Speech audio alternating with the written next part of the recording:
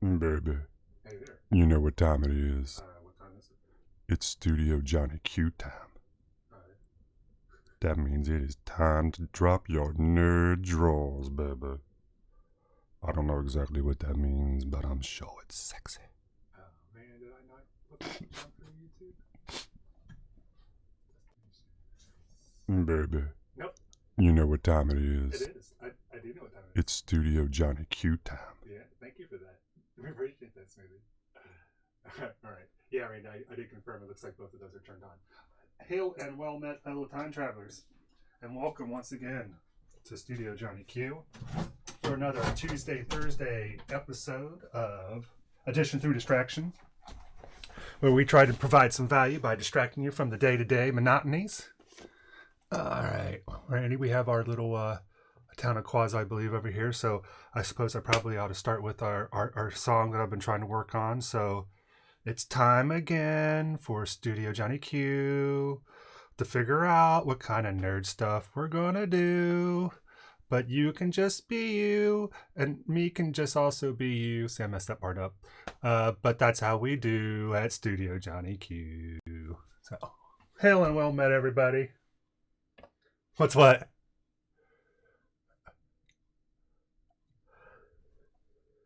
Probably. I hope it's not. I hope I'm not stealing somebody's intellectual property, but probably am.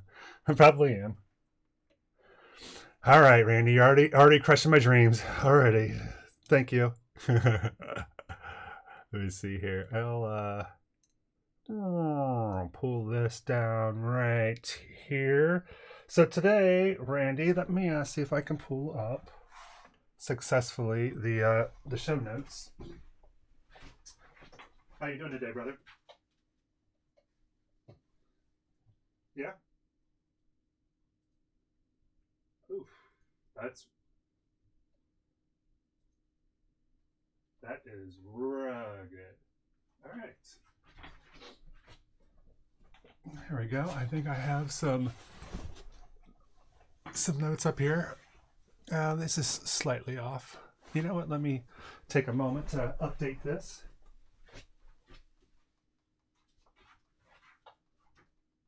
Alrighty.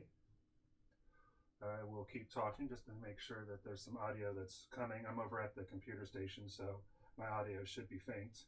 But let me update chat topics. And to the moment is...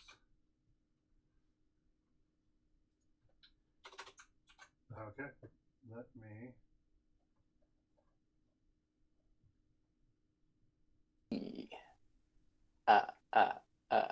Now you'll hear yourself. Huh? How about now? Give yourself I had a... Hello? You should hear yourself now. Thank you for that. There you go. Take... I was using the there we go. microphones to try to record some audio, and so I needed to delete the desktop audio. So I forgot to turn it back on. All right, let me... Sounds like we're good now. Let's see here.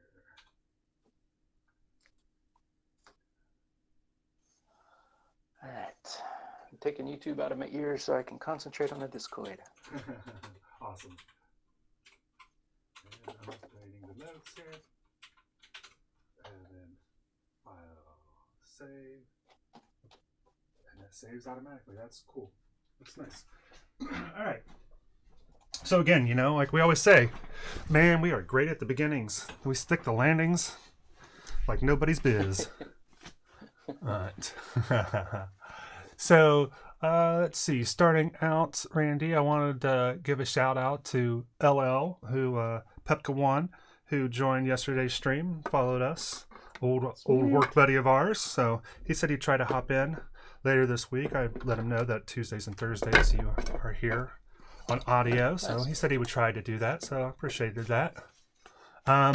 I wanted to also talk about, so with, we talk about games all the time, but actually before we do that, what we'll be working on today is some D&D stuff. So skipping down to the D&D, for me, I'm using it as a mnemonic of do not delay. So we been having problems getting our D&D session to go, and one thing after another has just been causing it to delay. And even after we tried to rise up and do this stuff through social distancing and using our technology to the best of our advantage, still having some issues getting everybody to be able to coordinate. So I'm trying to just move forward with it, and to do that I'm trying to get myself excited about some D&D stuff. So I thought, let's shift it up and work on some D&D items. So we actually have these some pillars from Dwarven Forge that I've been wanting to paint up. We've got this thing I got for Christmas from my mama. That's spell effects that we reviewed a little bit before, but I wanted to work on enhancing those. And I've got some of these pillars that I got from a Kickstarter, and I don't even remember what Kickstarter it was, to be honest. I don't know that there's any identifying markings on them, but I had some of these and some of them have vines. So that's what we'll be working on today. So just give a little context while we're chatting. Nice. Yeah. But... and we'll talk maybe a little bit more about that as we go on. But one of the things I thought was funny was, and I have in the show notes, is about games and about Borderlands and about cross-platform play. Because we were trying to find a good game to hook up and play, and it seemed that Borderlands 2 was going to be a really good one. But in reading some of the Discord chat between you and Tater Sauce last night, shout out to Tater. Potato. Boil them, smash them, stick them in a stew. Oh, Tater. That he also mentioned this to me earlier. He's like, I think cross-platform might just means that you can play it on both Mac and PC. I'm like, that is not what we regard as cross-platform these days. No. It's like Rocket League. You can play Rocket League on the Switch. You can play it on the PS4. You can play it on the PC. That's what I consider crossplay. So consoles and PCs, consoles playing with each other, PCs playing with consoles. That's what I consider cross-platform. But it seemed like, and is that was your finding as well? It seems like maybe that is not the case with the Borderlands 2. I haven't seen a definitive answer one way or another. I haven't looked into it directly. I was just trying to get the character set up, and then I went to try to, because of what he said, I was trying to get it set up on the laptop, but I don't think that laptop's going to be able to play it, and it looks like the sale ended, so it's like $20 to $40, I think, instead. Yeah. So yeah, at this point, I would think I would just wait, because it goes on sale all the time. So, but cool. It is a drag. I was excited. It's like, this will be fun, because me and him's played twice now, and I basically have played the same part twice with two different characters. The first one I was using with the Game of the Year edition. It had a couple of extra classes, and one of them was called a Necromancer. So it's this like little pig-tailed girl, but she's got this robot that she can send in as a pet. And I tell you, man, that class felt OP. For realsies, because it was the Necromancer. Because I was like, I just stay back and my pet can go forward and kill everything. Hey, Tater, what's up, buddy? Good to see you. We was just talking. We was just lamenting over Borderlands 2 and how we think it was hogwash. That what they think is cross-platform is not exactly what we think cross-platform is. So today's day and age. Yep, talking Borderlands. Tater, is JB Love enough for you? Does this volume sound good? I agree. WTF. Yeah, let me know. I might need to move my mic a little bit. Yeah, he says I'm okay. So. Okay, cool. Thank you for that. You missed earlier where Randy couldn't be heard at all because I'd had the Discord audio muted. So. Yeah, Tater. The bastard had me muted again. Can you believe it? I was hoping that I Yeah. could. Yeah, thank you. That's what I'm talking about. That's the love that I need. That's the love that we're looking for. And Randy, you know what? I think that that segues nicely into our titular moment. We're gonna blow through the entire list. I'm gonna blow our wad right here at the beginning. But yeah, you know what? I'm gonna make shoot. I'm gonna put that on the bad word list. I think shoot and darn and heck and all those I'm gonna end up putting on the banned word list. It's like either say the real word or don't. I got slapped for saying dang as a kid. Dang. I tried it once. Got slapped. Well, dang. That is that's rough. But there's a comedian that says that heck is for people who don't believe in Garsh. Heck is where you go when you don't believe in Garsh. There's actually a cursing map for the United States. You cotton-headed mini muffin. Well done. I saw that on QI. And it showed the cursing map, and it showed I forget what it's called. Oh, it's called the Jizz map, I think. It's called a little differently than what you're thinking right now. You don't know what I'm thinking. Oh yeah, actually you do. Yeah, I'm thinking. Yeah, I know what you're thinking. You don't know. Yeah, actually you do. I wish I could be more than that, but I'm not. But it shows like what like asshole is really popular up here and over here, but not down there, and then damn it is really popular in this area, but not in that area. Yeah, that isn't. Yeah, that would be cool. Oh man. But yeah, I'm really shocked that now Tater, we wasn't exactly able to figure it out. It was late last night and I saw some of your posting, but it sucks that as soon as we're trying to get people to play on Steam, the Steam sale apparently has gone off, because I know this weekend it was sale for a few bucks, and I know that you bought some add-ons and they were cheap. So, but yeah, it does appear that the sale has ended for the time being. So that figures. We're just being stymied all around. But it seemed like maybe you were saying that Sony in particular was preventing the cross-platforming. Maybe you can do it on other platforms, like maybe Xbox or something. Is that what I was deducing correctly? It said it looked like Sony had stopped supporting the crossplay. Oh, okay. So maybe they did, but they just like, nah, screw you guys.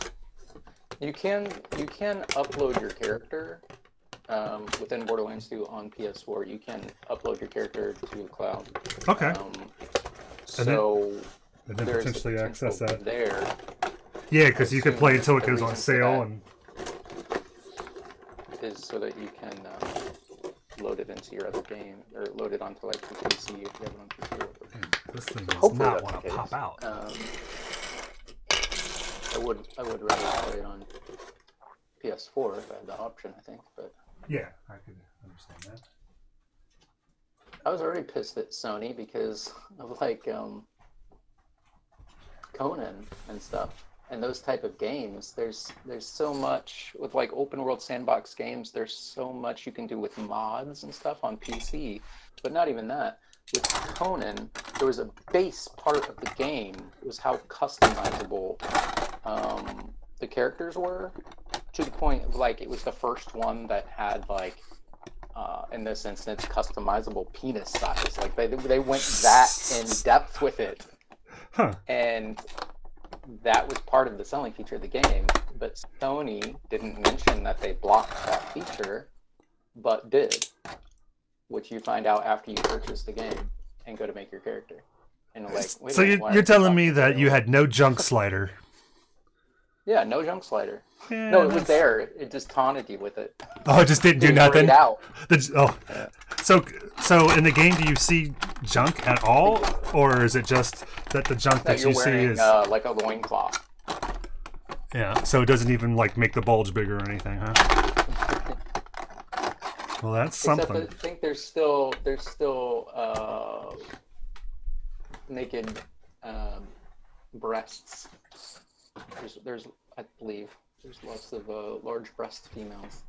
I believe that's still a Well, I imagine there's viable probably option. some large breast males as well, right? There's Conan was some, packing some hefty, pecs. hefty chests. Some hefty chests. Just as Hefty chests.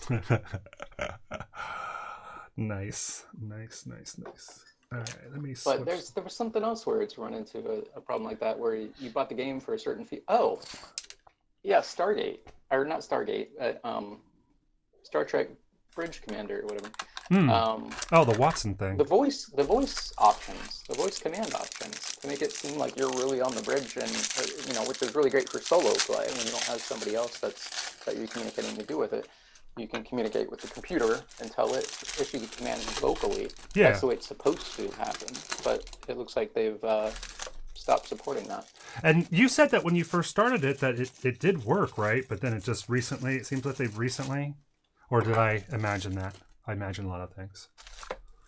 Yeah, it looked like at one point people were complaining that it was down, and then it was back up. So a couple of people said it was back up for a while. Now apparently it's down. So again, I don't know if they're planning on bringing it up, but my suspicion is no. Well, you might be. That might be some no junk slider hate that you're throwing. Possibly. Which, hey, I get it. The heart wants what it wants. Yeah, that's uncool. Got Star Trek Bridge Commander. Bridge. Yeah. No, it's not Bridge Commander. I think that's the thing I keep always trying to get you to say. Or maybe it is Bridge Crew. It's Star Trek Bridge Crew. Yeah, that is crossplay, Tater. We should play that. Yeah, he was mentioning that. I was like, oh yeah, we got that on VR. And I found a hard time playing it on non-VR on the PlayStation, but playing it on the computer I think would be a little bit easier, because I was just having a hard time trying to figure out how to use those controls. But if I had a mouse, it would have been easier, I think. Oh, I started playing it on PS4 non-VR because I had that before I had the VR. So you're more skilled than I am, though, so that's why. It wasn't. I mean, you just do the tutorial and play the first mission and stuff, and you start to get into it, start to figure it out. What's weird is that the controls are different within VR, so it throws you for a little loop when you switch. When you did a swappy. All right, I don't remember where I got these from. I think this was from a Kickstarter. And I've had them for quite a while. Looks like some of them I've gotten actually broke though. Some of here are some pieces. Womp womp. But that's all right, because runes, right? Doesn't look like it's going to be that big of a deal. I thought we could enhance these a little bit. So, and I wanted to talk, as we're talking D&D, we can come back and rant some more about Sony and their non-junk ways. I don't want to take that away, but with D&D, we're trying to schedule the D&D session for this week, and we've only played, I think, once in this year, and damn, this thing is resistant. Hermetically sealed much? There, oh, it's got a lip. I would just not try to open up the wrong end. You're saying even Hermes couldn't get in there? Yeah, man, even Hermes. He'd be like, nope. Hermaphroditically sealed. No matter what gender you show, or both, you still can't. I was thinking about, okay, so for Borderlands 2, normally I like playing male characters because I associate myself with my character, identify with the character, and I'm a guy. I don't feel like playing a female character. It's just my preference. Yeah. Nothing against that. Just not my thing. No, and I like to play a woman, and people are like, "Well, is that you're gay?" I'm like, "Well, I don't know. Okay, sure." But it's like if I'm gonna look at an ass the whole time, I'd prefer to look at a female ass than a male ass. So that's just me. But we all have different ways of approaching it. So please go ahead. Yeah. But in this case, I went ahead and chose Now that's the siren crossplay. because I had seen that she could potentially heal the party and stuff. So since we were considering doing party play, I was. Yeah. And I thought you had said you were doing the gunslinger or whatever, the gunzer. Gunzerker, I think it is. Yeah, gunzerker. And then Tater was Psycho. the psycho. Yeah. Which is funny because the Psycho. At first, I thought you were just talking about his general personality, but Well, yeah, no, I mean it applies on all points. It works. Okay. It works I about gotcha. just about any way, and you can see why he would gravitate towards that. Guy's mental. Nut of that one. like attracts like. Are you happy now? You've made them all yumpy.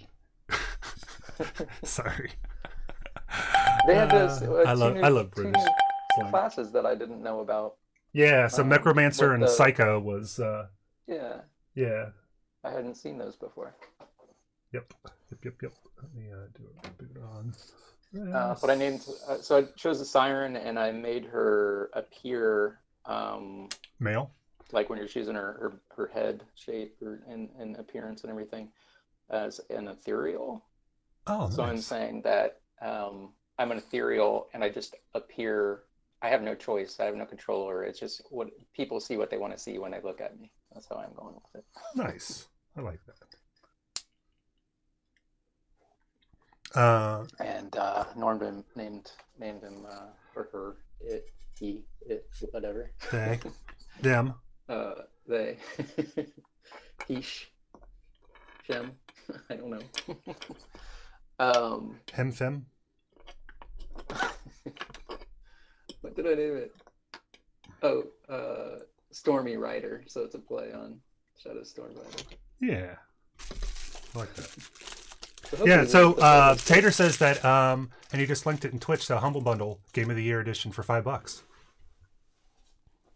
Tater, could you do a Humble Bundle. yeah.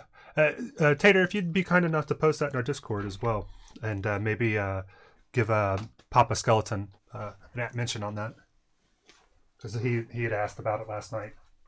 What is this Humble Bundle? Humble Bundle is a thing that they do for charity where they'll bundle some games, and it's like you can pay what you want, but they recommend this or something like that. And I've heard about it a lot. I don't think I've ever necessarily purchased a Humble Bundle, but it's a legit thing. It's been around for years, so. Interesting. And thank you. I just heard the beep Tater, so to see it on my nice. Appreciate that, good sir. Appreciate that. Appreciate it. Also, talking about D&D. So we've been trying to get together and play D&D here, and we haven't been able to do it except for once. And we're at the final end of this chapter. I've got this board that's been sitting in my house that I built back in November that we're still trying to get through. And we're on our last piece, and we have one of our players that seems to have gone AWOL. So his phone is, he told us his phone wasn't working, and I tried to message him through Discord, and nobody's kind of knows of him. And I think his significant other, I think, actually has a birthday tomorrow. So it looks like, I'm already prepared for, even if we do hear from him, that it's going to be another bail. But it's like, I just can't do this. I need to kind of make it going forward. It's like, I just kind of put all the D&D stuff on hold, and I need to get going again. And to that point, I wanted to offer to both you and Tater, and you guys don't have to talk about it on stream. You can message me later, but I'd like to invite you both, if you're interested, to participate in this session and future sessions. Let me know. We're doing it Wednesdays. We're trying to commit to Wednesday every other week.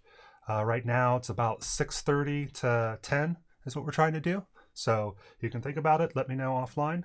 And but I did want to offer that to you. And I know it's kind of last moment, so you're not hurting. Peter should do it if he'd like to. I think he does. I like the way he was doing the role playing. I agree. Yeah. Yep. You can have till sundown. Yes, you absolutely can. You can tell me whenever you tell me, because I'm planning on running the session no matter what. So it's like I'm gonna make it go forward. So, but yeah, it would be very easy to implement you guys in. So I know that you have familial Oh, cool. Shay has Borderlands 2 for Steam already. Well, alrighty. That's cool. So, but yeah. So So tomorrow's session, actually, on the stream, I'll be setting the board up. So, again, go ahead, Randall's. if I buy something, if I buy the game on Humble, is that automatically is that connected with Stream automatically, or are these two separate things? Like, do I have to I think specify no, I something? don't think so. I'm sure that Hmm. Tater will probably be able to answer that question. If not, then we can dig a little further. Computer, can I play my Humble Bundle game on Steam? Let's see what this gives us. Here's something I found on the web. Well, I'm excited. According to Destructoid.com, it was only natural that Humble Bundle W. Well, yeah, it was only natural. Google. False He start. says his googly moogly says it's linked. Let's see how many of these are. Okay, cool. Yeah. All right, so we've got some of these pieces here. I'm going to throw those over here for the time being. All right.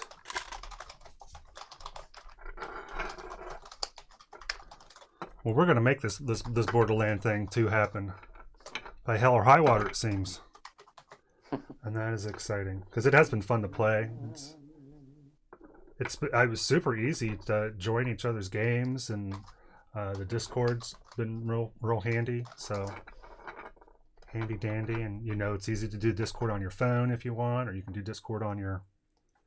I was doing it on the PC using the good mics, and I've actually there is a HD pack that comes with it.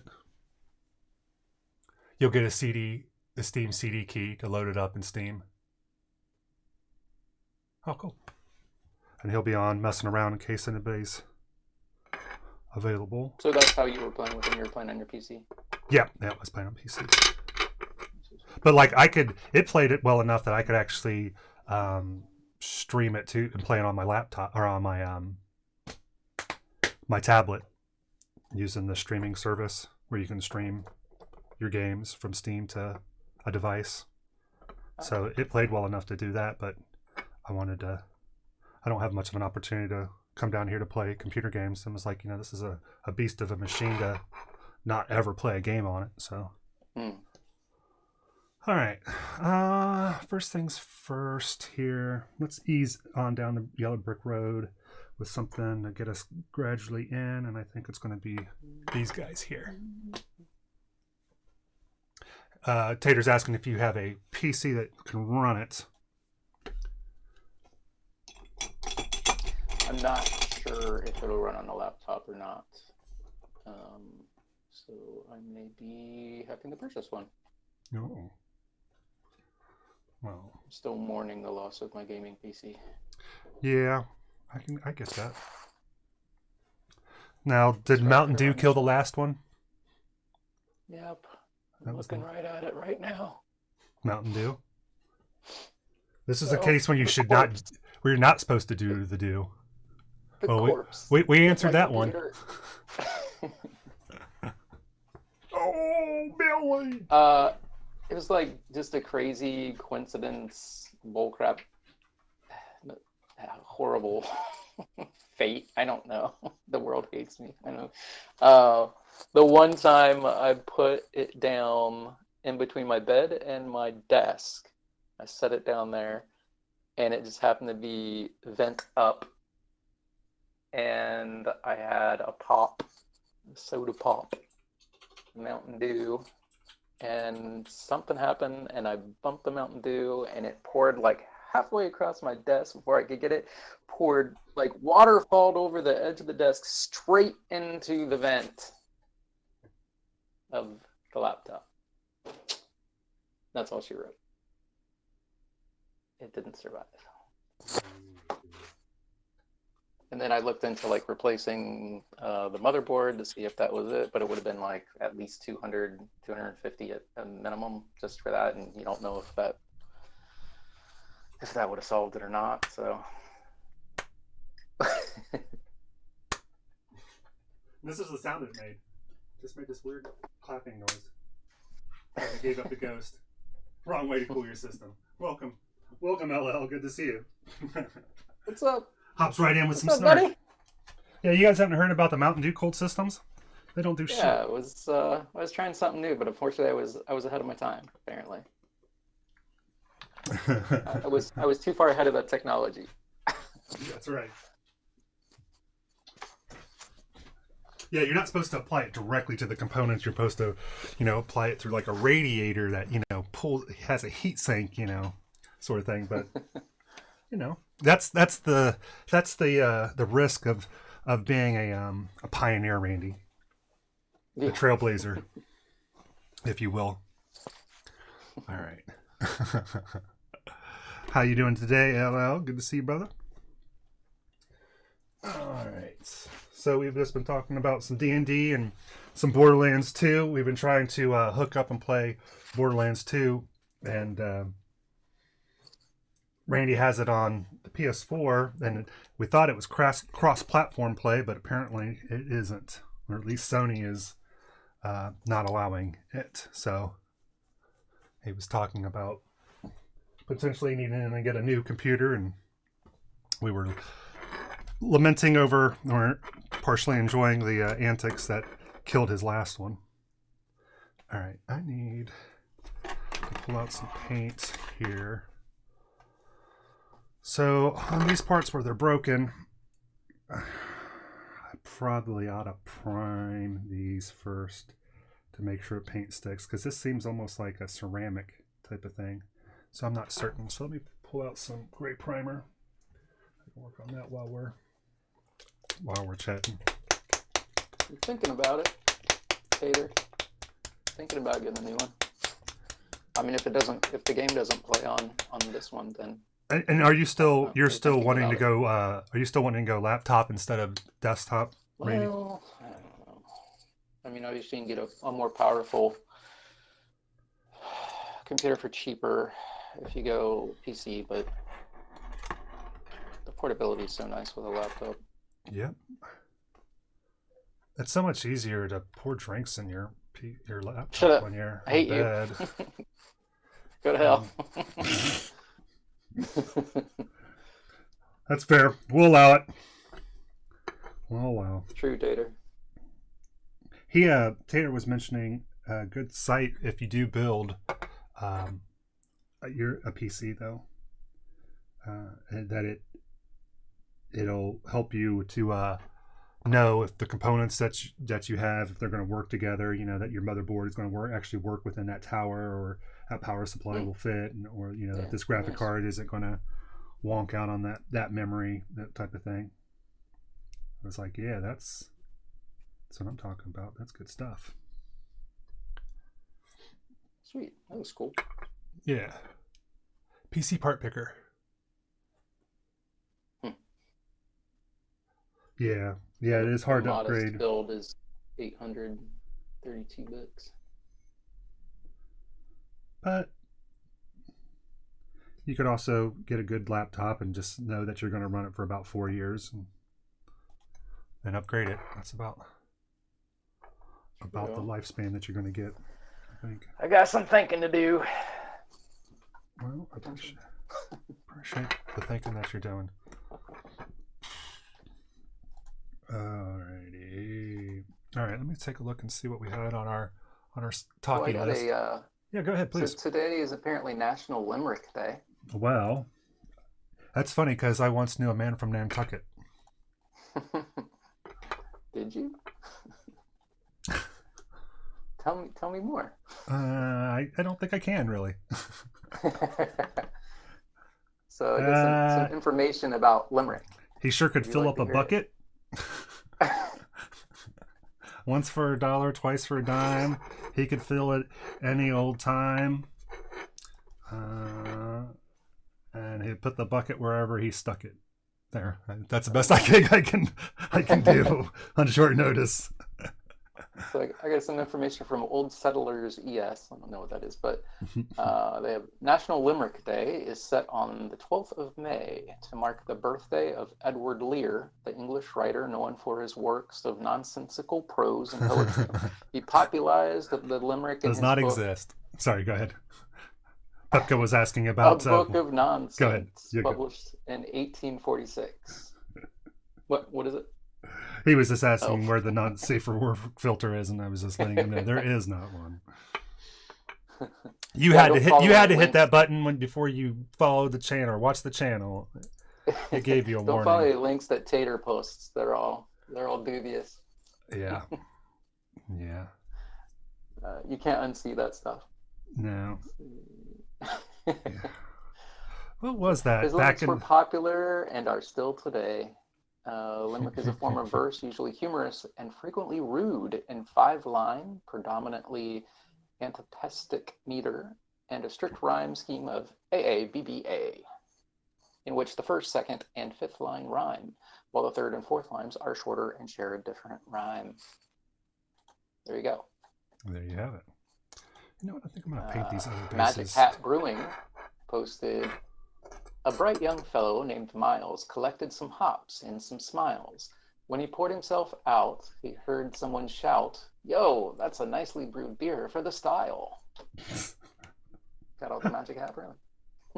Nice. That's funny. I'm going to prime these bases as well. I'm not a fan of these clear bases, I don't think.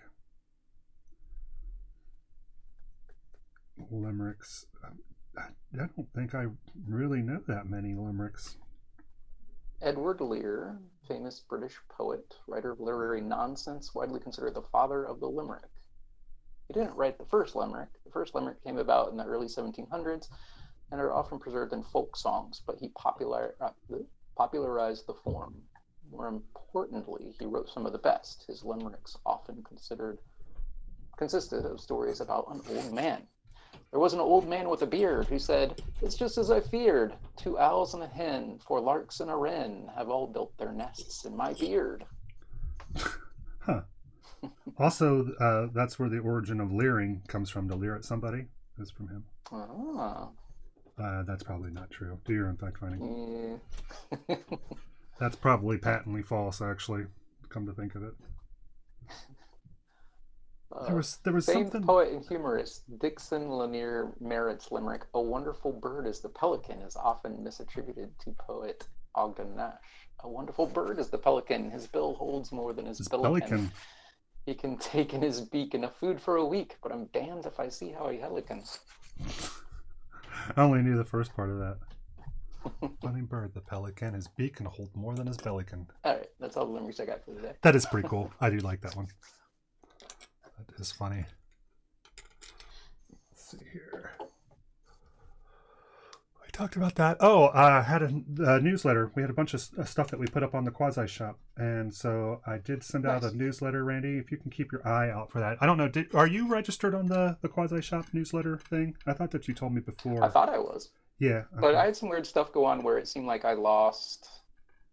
I can't remember what we were looking at. It was like suddenly I wasn't following you anymore for some reason on something. Yeah. Or notifications turned off somehow, so I had to turn them back on. And it was acting weird. So It may have been that. I'll have to double check. Yeah, so that's out there. So yeah, take a look in your spam folder if you could for me. I'd appreciate it.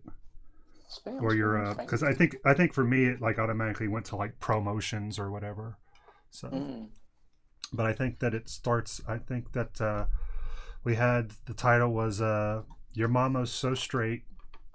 Your mama's so straight that she thinks that TPK is a brand of toilet paper. Was what our heading was. You know what a TPK is? Sounds familiar. TPK. Oh, Total, okay. Yep. Total Party Kill. So, little insider D&D. A wipe. Party wipe. Yeah. I think the last one the email header was that your mama's so nerdy that she thinks that Kim Kardashian lives on Deep Space Nine. Like that. You know, we do what we can here at the Q. Third person kisser. What's that? Tater said third person kisser. Three P's Killer. Oh man, that is an amazing rap name. That is 3 P's Killer. That is 3 P's Killer. Third person kisser. I'm trying to imagine what a third person kisser is. What would a third person kisser be? Doesn't have something to do with menage a trois. So, you say you're not Or a love you're not kissing your triangle, significant other. You're kissing the third person.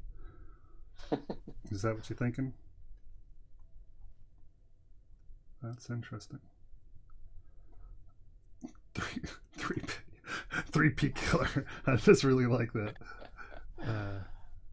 Yeah, I think Total Party Kill. We didn't use that when I started gaming. They were just saying party wipes and stuff. Oh yeah, that is funny. I only hear that term mentioned in you hear party wipe in the electronic RPGs. I only hear it referred to in tabletop versions of the session. Total Party Kill. Yeah. That is funny. All right, Randy, our titular moment for today. I know how much we enjoy the titular moments. So, and this is I kind of going with our mental health minute for today, was just an encouragement for people to create and not critique.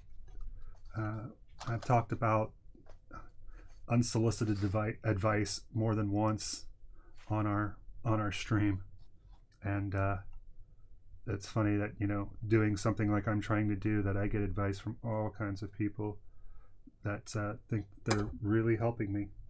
But just an encouragement that I think it's much more healthier to create rather than try to critique, and if you haven't, especially if you haven't created the thing that you're critiquing, you know what I mean? Like, if you have no experience in making the thing that you're critiquing, maybe give a cause to pause. You know what I'm saying? Yeah. That's trolling. Potentially. Depending on what people need to learn how to properly give a critique as well, instead of just criticizing negatively. Try to at least give one good positive point for every negative. Yeah, and I thought it was kind of funny when I was writing down the header line, it made me think, it was like, well, isn't this a critique? But I think that there's a difference between, trying to have a conversation and inform and talk about that rather than critiquing. I think that's something more specific, right? A critique is about a specific thing, not just a generalized thing. Would you agree with that, or? Yes, I would say that was generally the case. Not even a 2-bagger, 3-bagger. Bag of their face, bag for your face, a bag for anybody. Yeah, because a 2-bagger is what, one on your head, and one on her head, and one on their head, because it could be, whatever. One on their head and one on your head in case theirs falls off. I don't know what a 3-bagger is. A bag for the face, bag for your face, a bag for anybody else in case they'd be peeking in the window.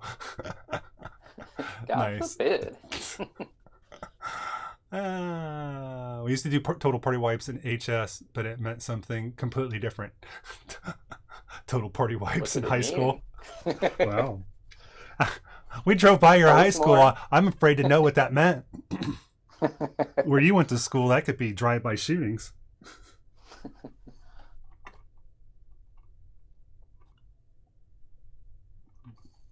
And that's straight up for real too. I used to say that when we played EverQuest, the guild that I was in, I think it was one of the things that turned me against guilds just altogether. But whenever we did a guild raid, I always said that it was like Jonestown without the benefit of Kool-Aid. Because all you just see would be bodies everywhere. Too soon?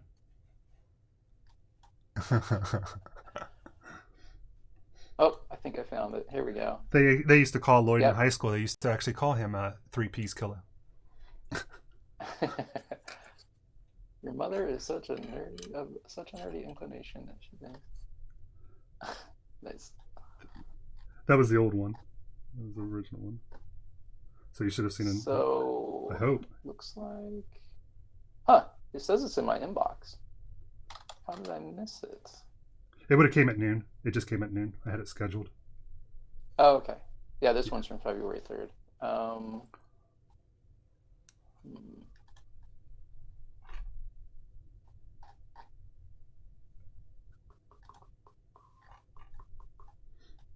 Three-piece killer. Yeah, I'm not seeing it. Oh well, what was the for your high school's dance? What was the song that was picked? Because you've told me this before, and I'm just trying to remember what it is. Something R&B, soul wise, or something like that. Like Heavy D and the Boys, or something like that. I remember in our school that they wanted it to be the student body had voted on Welcome to the Jungle, but they disallowed it. And I can't remember what they ended up switching it to.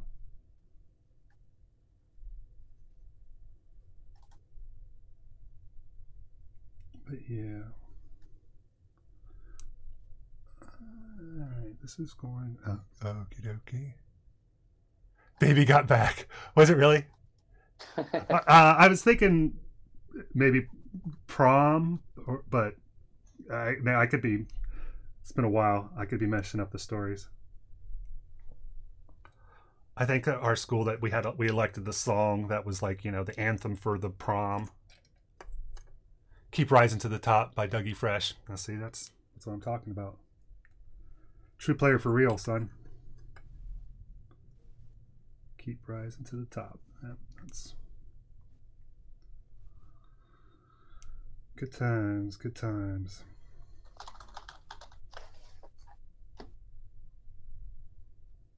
So what do you guys think about that Takeshi 6ix9ine being a rat? No, nothing? Anybody? No, all right. Sorry, trying to keep it young and hip. Do you know who Takeshi 6ix9ine is, Randy? You probably don't, and you probably shouldn't. If you ever see a rapper who has a rainbow cornrows, that's who I'm talking about, because I think there is only one. But he became famous not through conventional means of rapping, but through the social media rapping, and very big on the social medias. And then he got arrested, but had gotten out apparently because he turned informant for, I think it was for a local group of Bloods. Do your own fact finding. And he looks ridiculous, which is a shame because he's actually a very good-looking fellow. If it wasn't for the nonsense. It wasn't for the nonsense. Yeah, he'd like to go on Instagram and people be like, "You're a punk ass bitch," and he'd be like, "Come test my gangsta, come test my gangsta," And I don't really would like not to ever say that to like legitimate gang members and things like that. And he's had like real beefs with them. It's funny. 50 Cent, I guess, is 50 is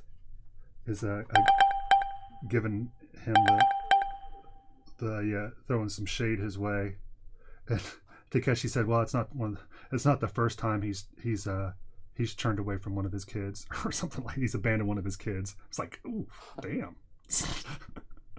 That's brutal. TMZ.com, he got pistol whipped and kidnapped. ... I saw once him getting into a fight at the airport. That might have been TMZ.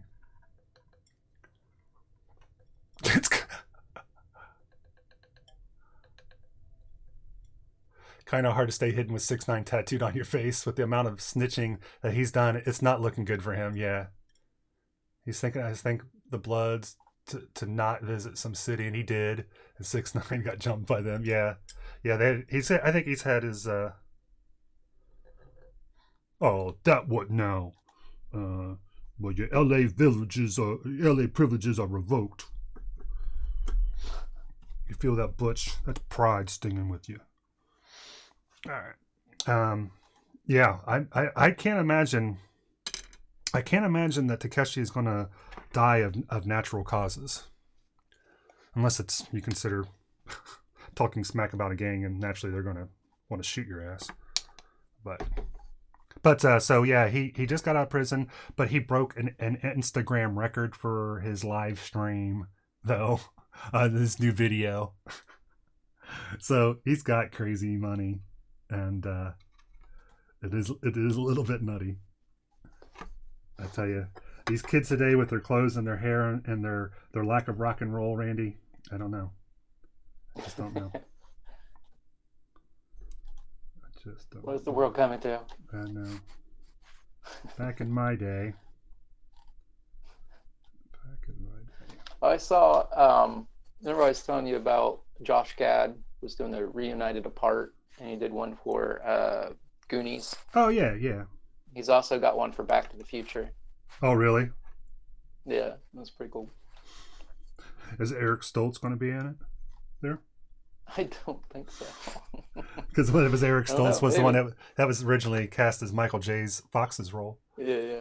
And what's weird too is that I've heard some interviews with the guy who plays the bully. Who's the bully in that?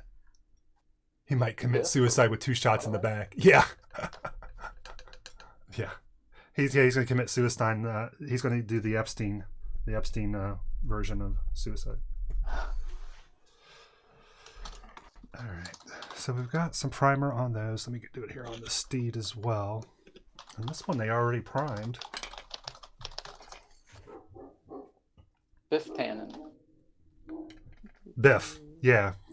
Oh, come on, Biff. The guy who plays him is Thomas F. Wilson. He's an interesting cat, man. I don't know if he still is, but he was a stand-up comedian for a long time. And he would do songs, and one of the favorite songs of mine that he would do was the question that he always gets asked. He's like, I get asked the same questions all the time, so I've put a song that answers all of them. And it's like one of them was like, who's the nicest person in Hollywood? And his song answer was Adam Sandler, which just delights me. And he's like, who's the worst? And it was like Gary Busey. But he tells some interesting stories, and like all the actors from Back to the Future apparently really gotten screwed by the movie companies. It's like, according to them, Back to the Future's never made money, so they don't get residuals through some creative accounting. And it's just like, oh man, that sucks. But yeah, Eric Stoltz originally played Michael J. Fox, and he tells a story about the day they get called in, and they think that they're all getting ready to get fired or something, and it was that they were letting go of Eric Stoltz, and they've already shot most of, I think, the movie with him in it. But it's like, I can't imagine that movie with Eric Stoltz instead of Michael J. Fox.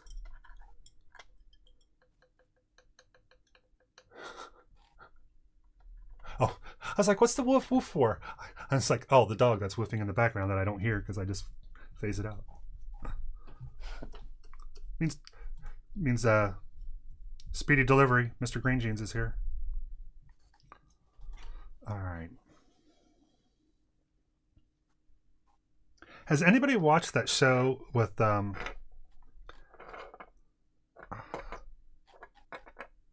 what's it called? It's got Jim Carrey where he plays a Mr. Rogers type character. What is that? I want to say Kidding, but I don't think it's called Kidding. Computer, what show has Jim Carrey playing a Mr. Rogers type character? Yeah, it was Ace Ventura. Thanks. I don't know that. Clearly, Yeah, it was clearly that was Ace Ventura. I think it's on HBO or Showtime.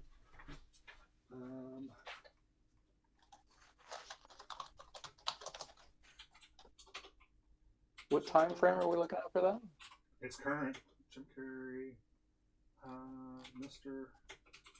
Rogers. It is called Kidding. All right. Kidding. Yeah. Yeah. Mr. Pickles. I started watching that after I had watched a documentary on Mr. Rogers, and I'll go down. I will fight anybody who wants to say otherwise. The way that Tater fights people over Sean Connery being the best Bond. That Mr. Rogers was about as punk as they come, and I mean that in the best way possible. It's like that guy was he was a punk rocker, man, and that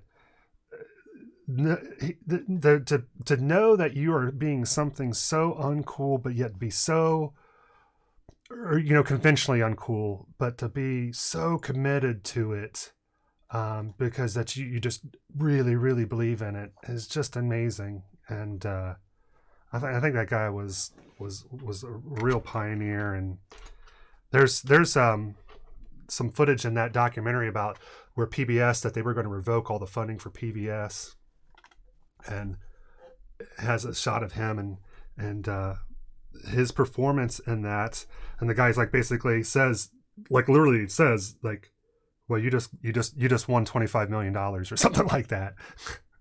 And it was like this guy was totally, they show him like he hated everybody that they talked to, and he comes up there just being Mr. Rogers, and it gets the money awarded because he just talks about the value of what he thinks that, having every person think that there's some value in their life and trying to prevent them with some fundamentals and some things of it. But yeah, the Kidding show is really interesting, and the previews of it, you'll see it's like what happens if Mr. Rogers started to have a breakdown, and that's kind of what it is. So it hurts in some ways because it's like people are going to, I think, confuse this with Mr. Rogers or think Mr. Rogers was actually this way, but you have to remember it's not. But they do some things that are like kids show hosts that have had issues. Yeah. There's some things though, like there's the rumor, right, that Mr. Rogers was actually an assassin for the CIA or for the SEALs or something like that, and that he has 25 confirmed kill headshots.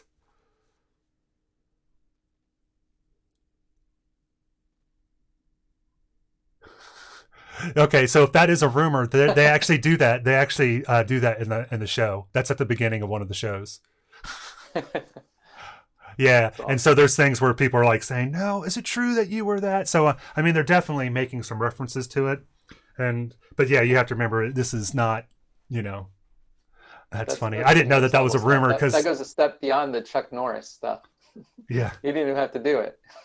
Yeah. But like Chuck Norris would have had to go out and get the car himself, but Mr. Rogers just sits there and sorry, they bring it back. Yeah, because I think in the show they get it, and in the trunk he has this ukulele, and I can't remember, the ukulele has a certain name, and they're like, "Oh shit, that's it, man." It's like, you see, "Oh man, whose car is this? Oh shit, man, it's Mr. Pickles," and they put it all back together, and he gets in and doesn't even know that it was still taken because they put it all back. Yeah, it's interesting show. Done pretty well. I do recommend it. I think it's a Showtime show. Oh, shout out to all the moms out there for this past Mother's Day. Yeah. Your mom. Your mom. You're so straight. That I made a Greek feast for my mom for Mother's Day. It's my contribution. Shout out to Stacy's mom. We hear that she's got it going on. So tell me more about this Greek feast. I made Didn't make the Maldiz, which is stuffed grape leaves, because I didn't have the grape leaves. But I did make pita bread, and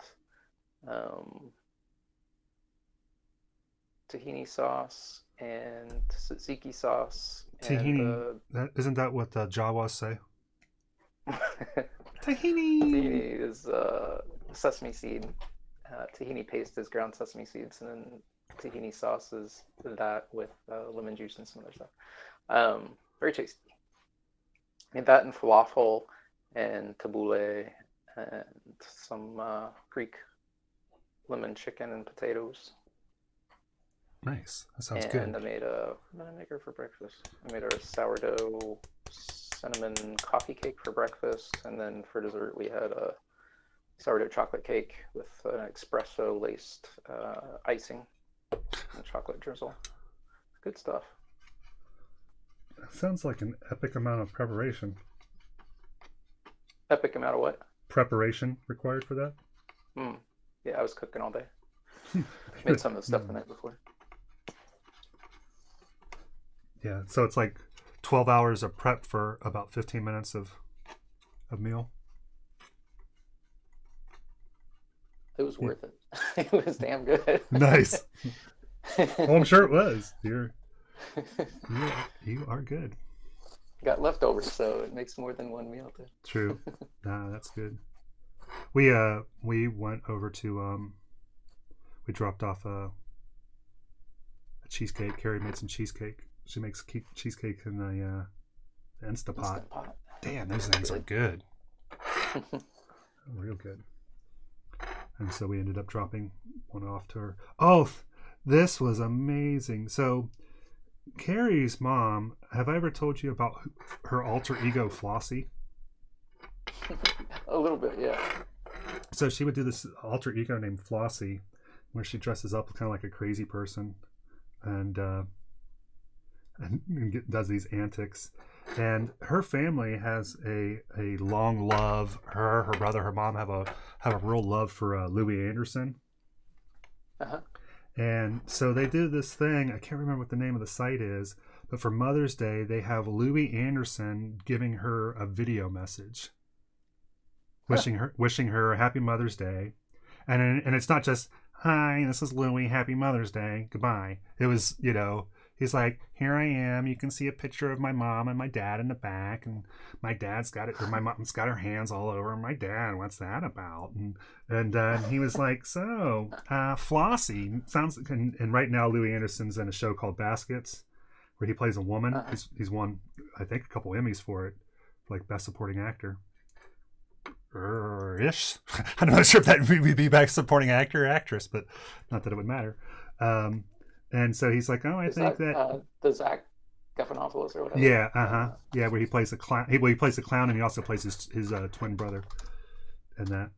And but yeah, Christine. He's like, it sounds like Flossie and Christine have a lot in common. And Judy, what are you doing, being on a lawnmower drinking? That's just not right. So it was this amazing little video message that she got from Louis Anderson. And it was a real delight for them to reveal that to her and show her. It was really cool. Yeah, his performance as a mom is really good. It is really, really good. I also like the girl with the cast. That's the insurance agent that he ends up becoming friends with. It's an odd show. It's an odd show. I'm disappointed we're almost finished with Silicon Valley. We're in the last season of Silicon Valley. I've thoroughly enjoyed that program. All right. Is that on HBO? Yeah. It is on HBO. Although, I think you might be able to watch it for free on Amazon Prime. Amazon Prime has a lot of old HBO shows that you can actually watch for free. I can confirm that. But yeah, I definitely recommend it. And it's only like 8 episodes per season.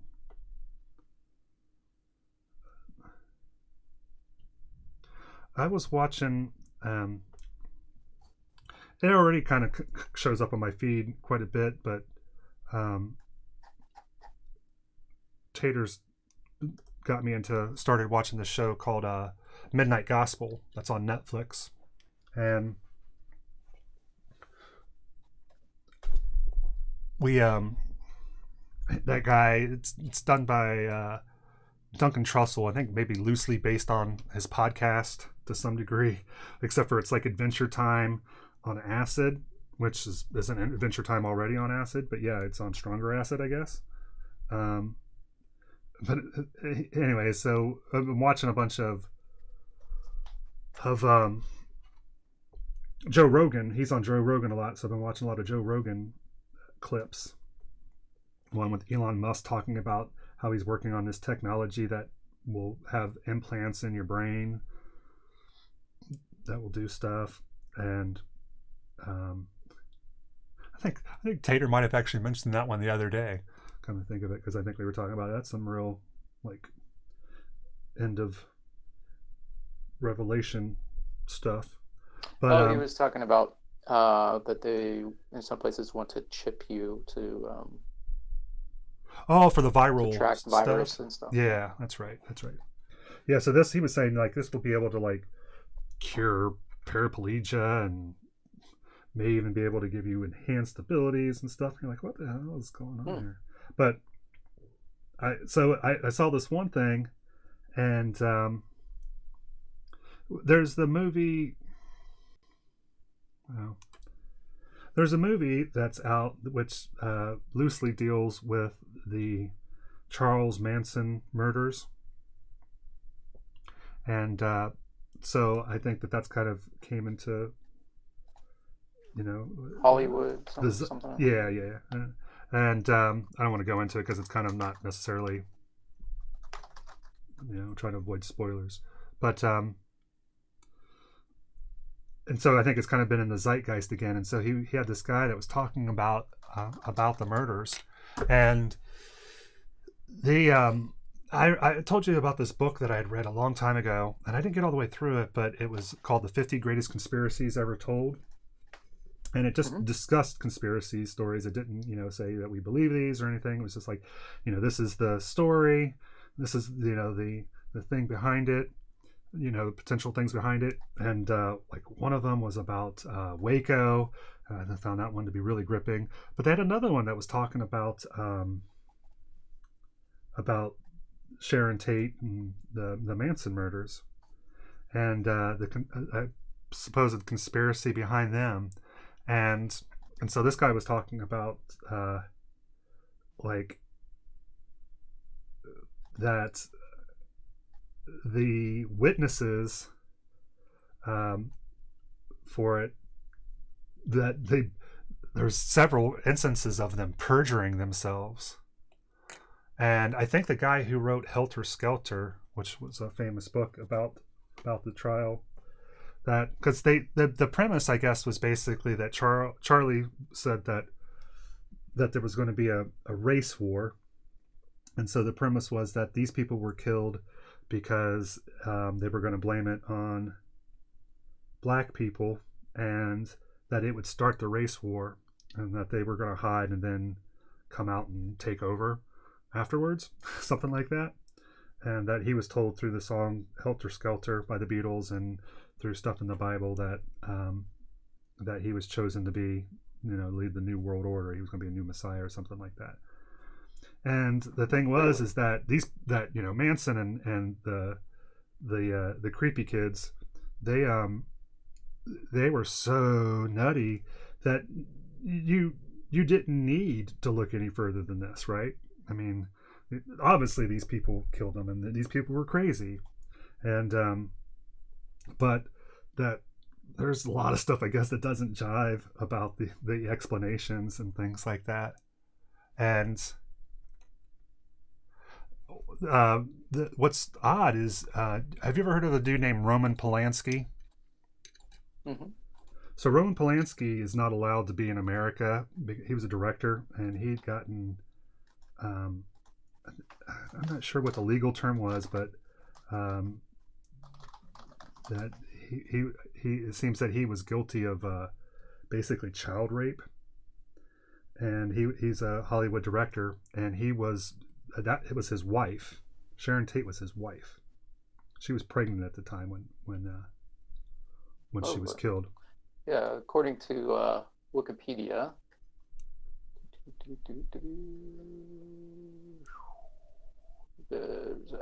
Since 1978, he's been a fugitive from the U.S. criminal justice system. He fled the country while awaiting sentencing in his sexual abuse case on charges of drugging and raping a 13-year-old girl, and after pleading guilty to statutory rape. He remains the subject of an Interpol red notice issued for his arrest, and therefore rarely leaves France. Yeah, and he kind of surfaced again in the news a few years back because he did a movie that was supposed to be pretty incredible, but that America refuses to release because of this. But yeah, it's funny. It's like I knew, growing up, it's like I knew Sharon Tate, I knew the murders, I knew Roman Polanski, but I didn't know that they were related. And so the conspiracy book that I was talking about says that, Polanski was into some really wacky stuff, and that they think that, they think that there was more than meets the eye there. And the guy who had the house before Tate and Polanski had actually met, and he admits this, that he had met with Manson. And that was part of the premise of that, why they were targeted, was that he used to live in their house, that Manson wanted the kids to become rock stars, and I can't remember what that guy's name was, but he was a big music guy, and that he wanted to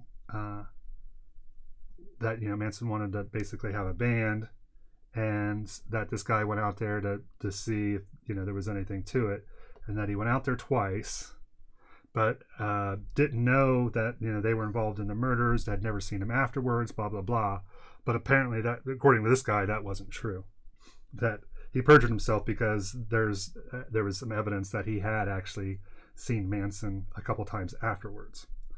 And the idea is like, okay, so the thing was that he was so mad that the premise was that Manson was so mad that he had rejected him, that's why that house was being targeted. But he also knew that guy didn't live there anymore. So why would that, why would you, it's like to get back at me, you're going to murder somebody who bought my house. Don't really exactly make a lot of sense, right? Do we have to, is logic really on the table here? Yeah, well, yeah, I think there is. I mean, well, that's the thing. It's like these people were crazy, and these people these people did do some of this stuff, right? But why did they do it? And because part of it was, since Manson, I guess, wasn't actually he wasn't actually there for any of the murders, like for them to be able to arrest him, they had to get him on conspiracy charges, and to do that, then you have to, these things matter, right? Because of that. Yeah. But it seems as if that there was that there could have been a lot more that meets the eye. And yeah. So he also directed the 1968 horror film Rosemary's Baby. Oh yeah, I forgot about that. Yeah, that's right. Where she gives birth to the Antichrist. And that had, who was the actress? That was Mia Farrow, I think it was the actress in that.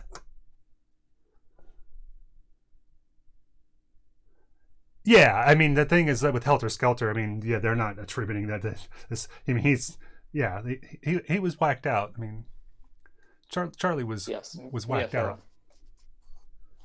Yeah, without a doubt.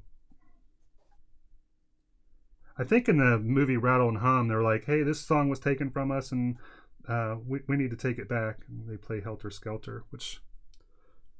And then the other thing is that there's some people who think that because, and I mentioned this before, that I'd never really thought about it, but I'd heard people say it, and it was like, ooh, that the death of hippies was due to the Manson murders. That basically killed that whole counterculture movement.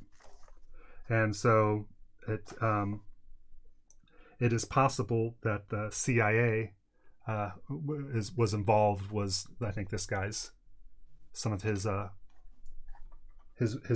ruminations. But I don't know, it was about 20-25 minutes of something I listened on Rogan, and I was like, it's kind of interesting.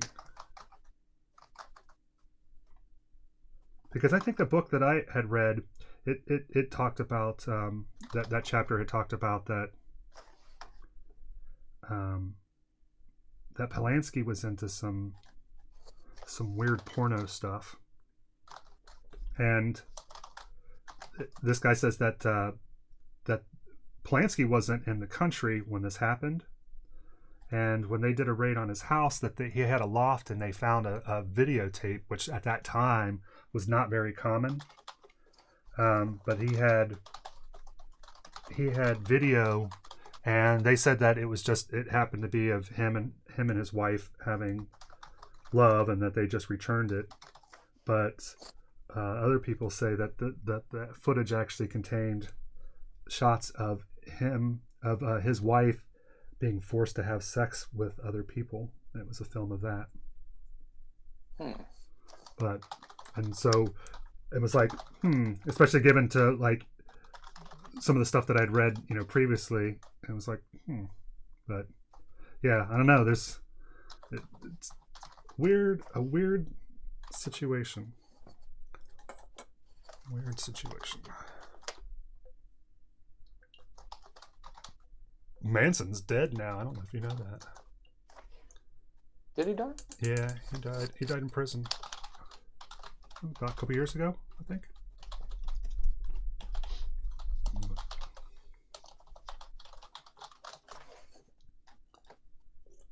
November 19th, 2017.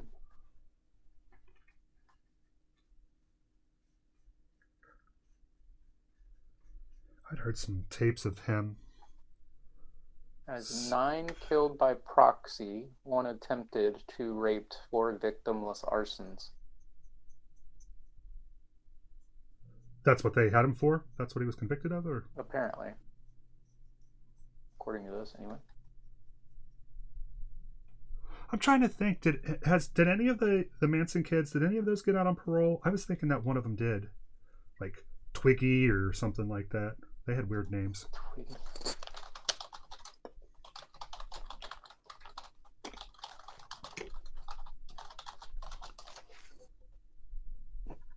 Called a quasi-commune.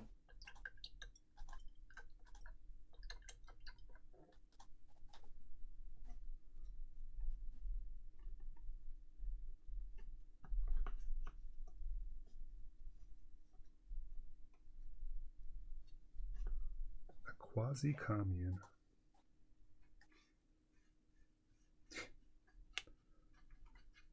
Yeah, I say that and the guy also mentioned the murders, and I think it's I'll pronounce it wrong, Altamont, but it was, I think, a Rolling Stone concert where the Hells Angels had stabbed some people. They said those two things pretty much killed the hippie movement right there at the end of the 60s and the beginning of the 70s. And it's so weird too, because, I try to think back, being born in 1971, and it's like I try to remember what I thought about hippies and didn't think about hippies, and it's like, because the 70s were so affected by it, I don't think that you have the Electric Company, and I don't think that you have Sesame Street, and a lot of those things. I don't think you have those without the hippie movement, the counterculture movement. I think there's a direct correlation to those. But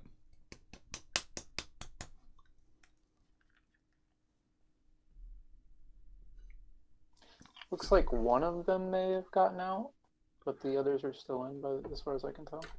One of them died. Yeah, because there again, it was like, not, I think, like the one that got out may have not actually killed somebody, but was there or something like that. There's a quote that says that Leslie was very different from the rest, or something like that. Hmm. Oh, anyway, Yeah. not my favorite reading material. Yeah, sorry. I'm sorry to make you. Oh, that's all right. Yeah, I've been trying to check in the Quasi shop, and it looks like I can't even log in for some reason, so I got to check that out. Okay.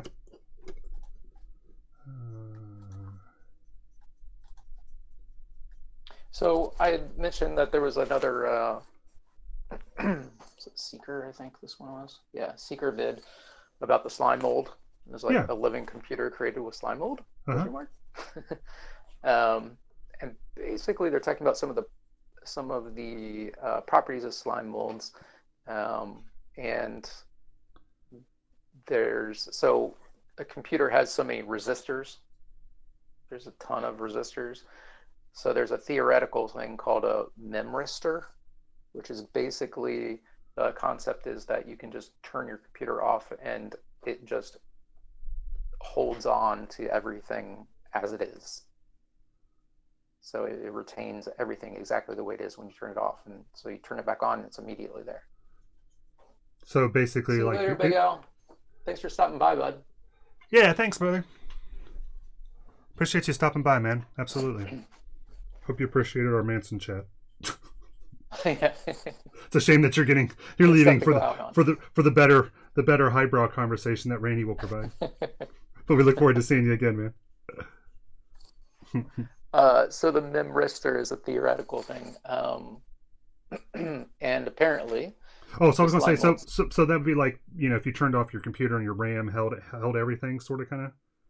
Yeah, exactly as it was. Like, you don't have to shut anything down or whatever. You don't have to worry about something being lost. It will just hold. This is the way they explained it. It was a very quick explanation, so I'm not sure. But this sounded like what they meant.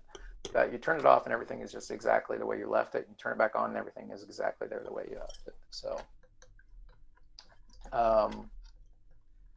and they said it was a big deal, like that, so that it could change a lot of things. And but that the slime mold has properties that suggest that it could be used in some way for actually being a memristor.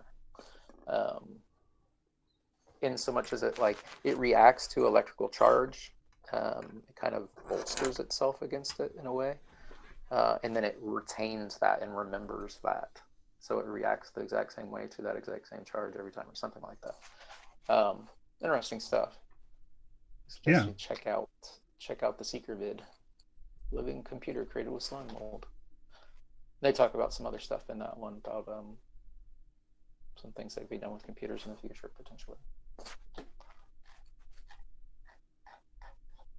There's another one that I saw was like another Seeker vid, I believe, about a breakthrough in quantum computing that was made by accident. It's a recent vid, so I'm wondering if there's been a new breakthrough I haven't heard of yet, or if it's talking about something in the past. Yeah, you've been finding some really interesting stuff on that Seeker channel, isn't it? Yeah, they got a lot of good stuff. It always sounds like I'm being facetious, but it's like, I really enjoyed your slime mold.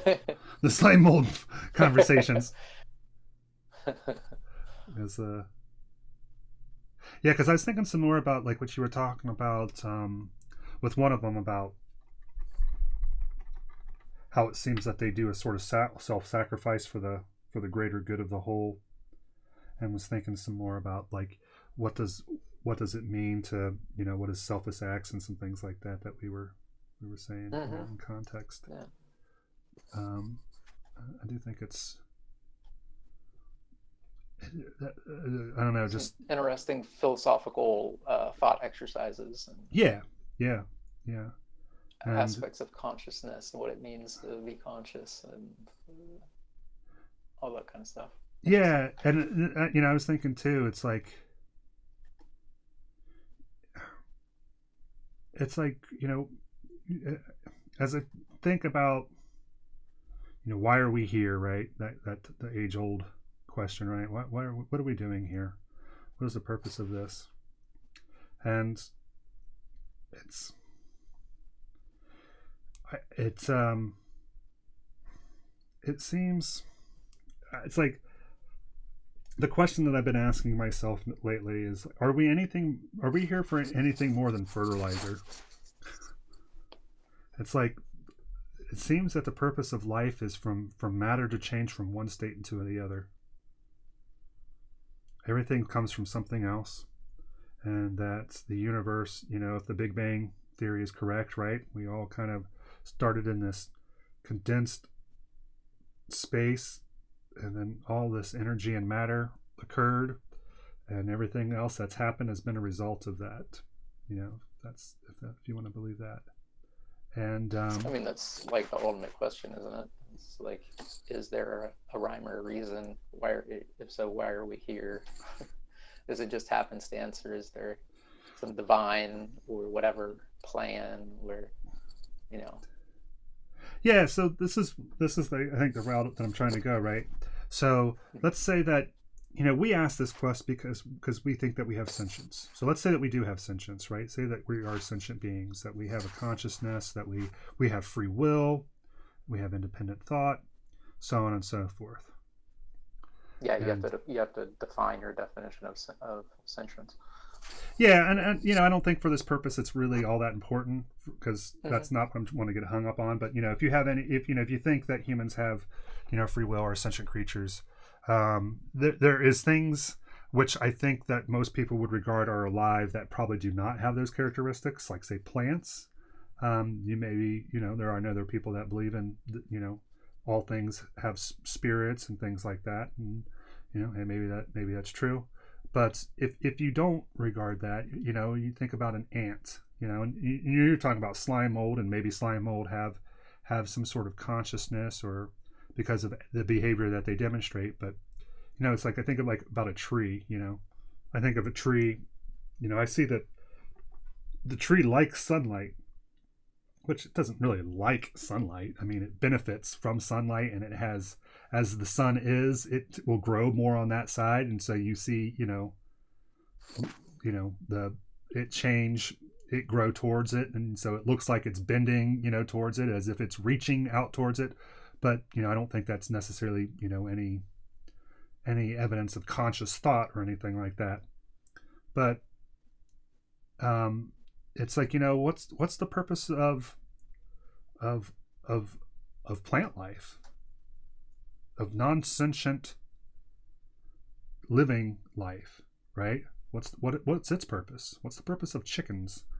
What's the purpose of trees? What's the purpose of a carrot? What's the purpose of a rock? What's the purpose of a volcano? What's the purpose of a cloud, right? And is their purpose any different than our purpose? Do we have a purpose just because we're sentient? Because we're sentient, or potentially sentient, or because we believe we're sentient, we believe that there's should be some reason for it. And many of these type of questions, it's like you could search all your life for an answer and never find it. There may not be any answer. If you do find an answer, it may not be the one you want to hear. But yeah, I think it's part of the grand struggle. But maybe not. I mean, because humans have always dealt with is like those questions, like the root of existence and the purpose and all that. But I think it's some people, it's like, well, you're never going to know, so what's it matter, right? But you never know anything, right? You can never prove something. You can only disprove, right? Isn't that what science teaches us? It's worth exploring and seeking, as long as you don't get obsessed, hung up. The church that I grew up in says that there's a problem with being so heavenly minded that you're no earthly good. I think that's kind of what you're saying. But yeah, I mean, anything that you do to its detriment. But perhaps if we do have sentience, maybe that is the burden of us, is not to find the answer, but to try to deduce the answer and use that to shape our behavior, right? Because if you don't know why you're here, then how do you know how to shape your actions? How do you know how to drive your own behavior if you don't even know why you're doing anything that you're doing? If you don't know what your purpose is? And that's kind of a question that that's one of the reasons why I think it's a fruitful endeavor, and maybe not just fruitful, but that it's it is there's a word I'm thinking of. It's like a duty. It's a responsibility. It's an inherent responsibility that perhaps that we have. But like I say, as I think about those things, like just because I can ask that question, does it mean that I do have this responsibility? Is some people say what the meaning of life is living. I think we just lost Randy. That's usually the sound of him dropping back in. Double check real quick.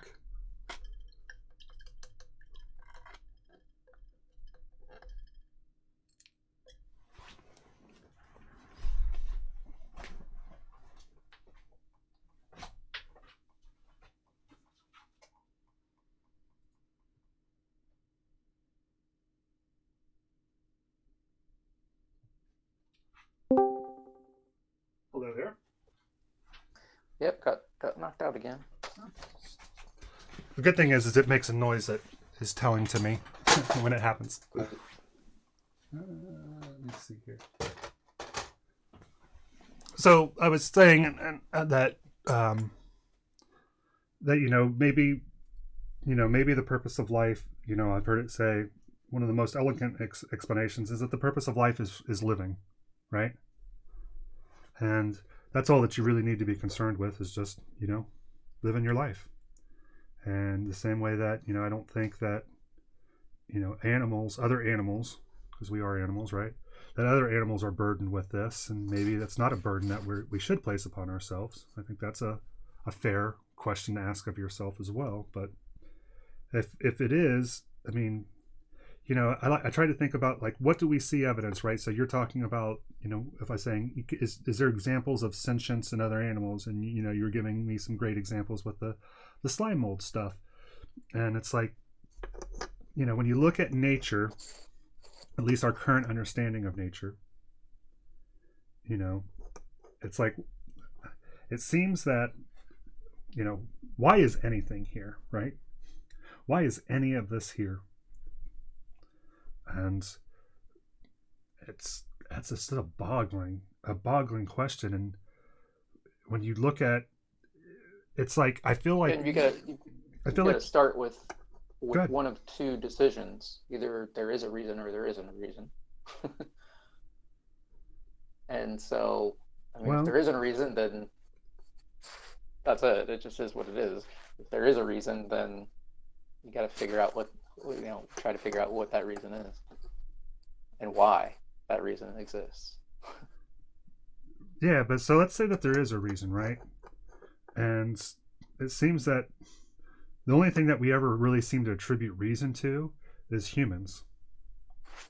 And yet, of the known universe, the visible universe, we make up such a small portion of it. Not just in the current state of the universe, but if you look in the history of time, it seems like humans have not been around for very long.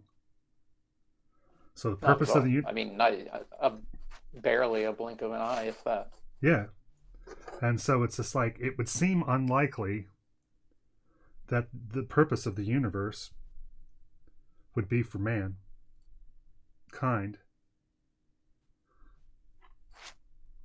It's like, why would we need all this space? Why do we need all this time for just us? And it seems more likely to me that it would make more sense that it is our own ego and self-delusion that wants us to have meaning rather than there necessarily being one. And if we do have meaning, we're just here to continue life. That life is here for itself, and that we're just here to facilitate that process. So basically, we're just here as fertilizer. It's our job to be here to help convert atoms into other atoms. And because it's like, if you think that your life has meaning, What meaning do you attribute to an ant?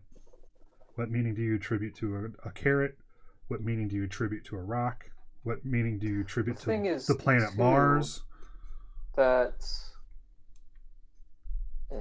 unless we go out and colonize many different planets far away from each other, different solar systems, different galaxies, then at some point, no matter what we do here on Earth, it will all be destroyed at some point. Yeah.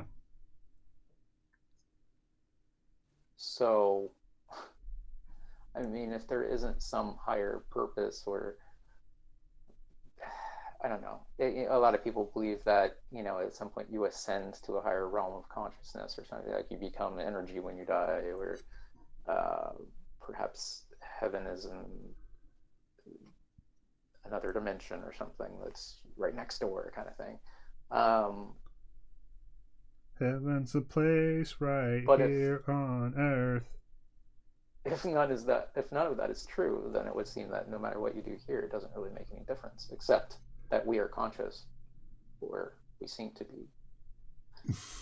So it does matter to us how you live your daily life, and I think really that's all you can concentrate on. You can think about the other stuff. You can try to come up with some explanation for it, but does it really solve anything? Everybody still has to live their daily life and be, you know, interact with each other.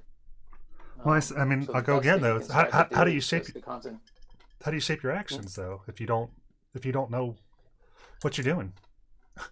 Well, I think by general consensus, we have an idea of what we believe to be good and bad. You know, that does vary from person to person or culture to culture, but most of us currently seem to believe that, you know, harming another individual is a negative thing, that you want to treat others as you want to be treated. So it's a good place to start on how to behave. But how much of that stuff, that morality that you're talking about, comes from institutions rather than from individuals?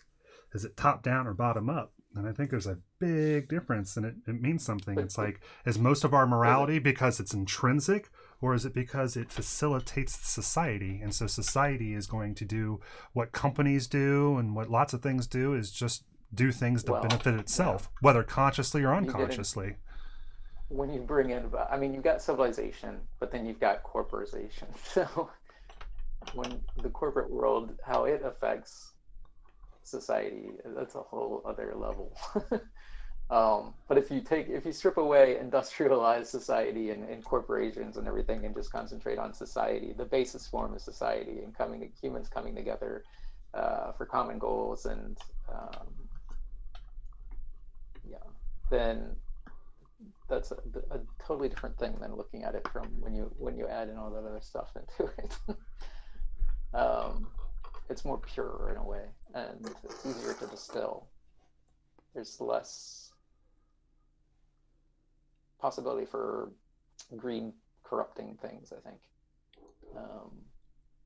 You know, and I don't want to like romanticize anything. I'm trying not to do that either. So yeah, a lot of people say like, oh, I wish I lived back in the day. Things were so peaceful and things were so simpler back then. But they were also horrible and closed-minded, and a lot of it varies. It varies where you're talking about, what group of people, what time. Yeah, things have gone back and forth in many different ways in many different areas. So strong have always really romanticize or demonize any area or people. It's entirely.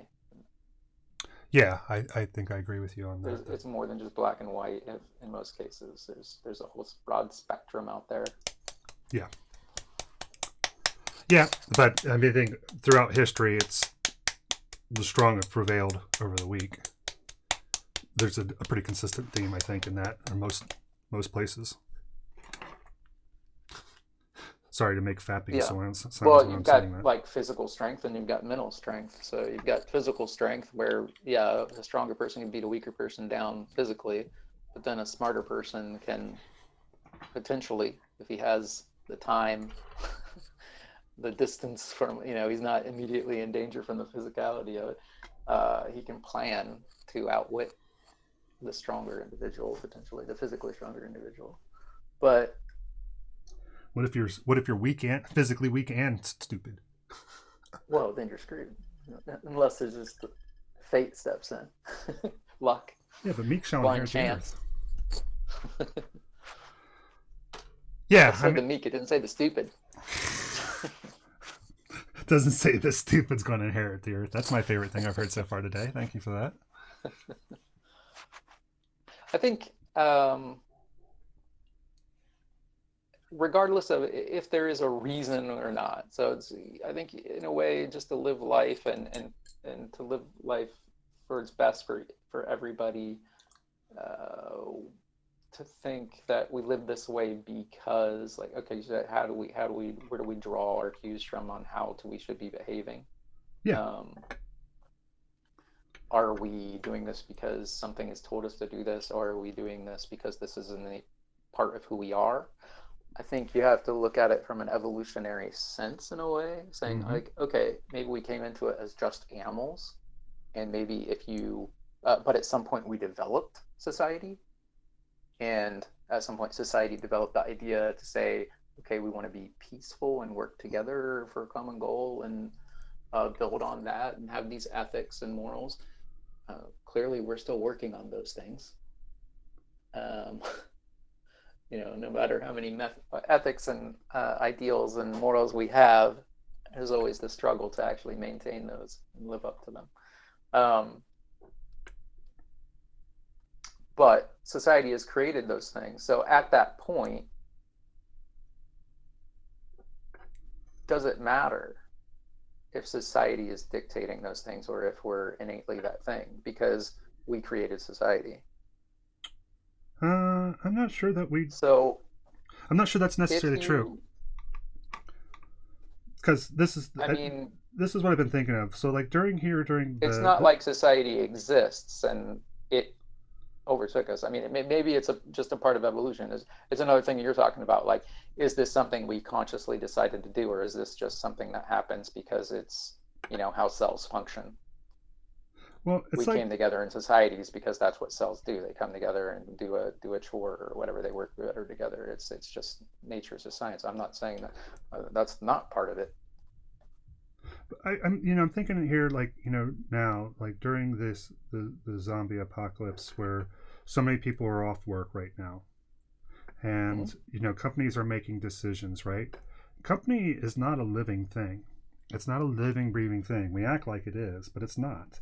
And a company, if it's going to succeed, is going to be designed in a way in which it will serve itself, essentially. So it functions kind of almost like an organism, but it's not human, and it's not going to want to be human. And it's like there are rules, whether it's by intent or not. There's things that are going to happen just as a function of the nature of the beast, right? And that, people are going to get put out on the street, and decisions are going to be made for the betterment of the company, not for the betterment of individuals. Are you talking about directly in response to what's happening with COVID and people losing their jobs and stuff like that? Yeah, I mean, it's made me think about it. So yeah, I'm trying to draw those lines, and you can see that people are like, well, this is here. You can see the machine is heartless, and it's like, but the machine is heartless, right? Yeah, and I get it, and I feel both. I feel it on both sides, right? It's just like, here's an example of the machine being heartless, and then I was just like, but what do you expect the machine to be at the same time? But it's an instance where there's got to be a balance that gets struck for things to work well, for there not to be inevitably something down the road that, they've been talking for a long time about, even before they started throwing around terms like the 1% or the 2% or whatever, about imbalances and the increasing or decreasing middle class, or the broadening gap between the rich and the poor, and how that will eventually lead to some sort of revolution, because that's exactly what's happened in the past, time and time again, when that situation has occurred. I keep losing my train of thought mid-sentence, and I'm getting really tired of that. What was I talking about? I don't know. I was listening, but I don't either. I guess the point that I'm trying to come from is that, the machine can do cruel things without the intent to be cruel. And it's the same thing as, like, for society to exist, there's going to be things. A society that proffers is probably going to have certain traits, certain self-serving traits that it's going to adopt. That's just kind of the nature of the business, right? It's like a more cutthroat business tends to succeed in some ways. It's that kind of thing, without getting into details. But it's like, so it's like there's so much. It's like angles and variances and offshoots. And here's the thing, right? It's like parents doing things because it just makes their life easier, not because it's right. Right? Parents are exhausted and they have their kids. They just want the kids to shut up, right? They're not worrying about what they're going to be in 30 years. They don't worry about if it's stifling creativity. Daddy needs to get some sleep so that he can go to work. And stuff like that, where it's just, I'm not doing a very good job of explaining this at all. That's why ideals often get put to the wayside. Yeah, but it's just practical matters, right? And it's not because Daddy's trying to be a dream crusher, right? It's just Daddy needs some sleep, right? Yeah. Daddy's yelling just because he's a human and he's got a tough go. Mom's got 1,000 things that she's responsible for, so Mom's yelling because of this, or she's just giving a binky because, God, she just wants the kid just to shut up just so she can have a moments of clarity of her own thought. And it's not because Mom's trying to be evil and Mom wants, the kid to be infantile or blah, blah, blah, blah, blah. These things happen and they're not necessarily because of anything. And I think that there are some ways in which that we act as society. There's norms and ideals that we adopt that are a function of because they benefit society, and because they benefit society they get propagated, rather than because they're inherently good or bad or indifferent. I think that's the point that I'm trying to get across. So when we talk about we as a society have agreed upon these ideals, I'm not sure that we have agreed upon anything. I don't remember having any of those meetings, and not to be mean or facetious to your point. I'm just I don't. So much of this stuff, it's just consumerism. You make decisions based on the decisions you make, based on what you're buying in this case. So whether you realize that you're making decisions for society or not, on some level you are, just on how you live your everyday life. Somebody's paying attention to that and saying, hey, there's more people in this area doing this thing. Let's capitalize on that. Let's concentrate on that. Let's do things to encourage that. I mean, you didn't choose to speak English. No, that's just a byproduct of where you grew up. Right. And I think there's a lot of things that are just byproducts.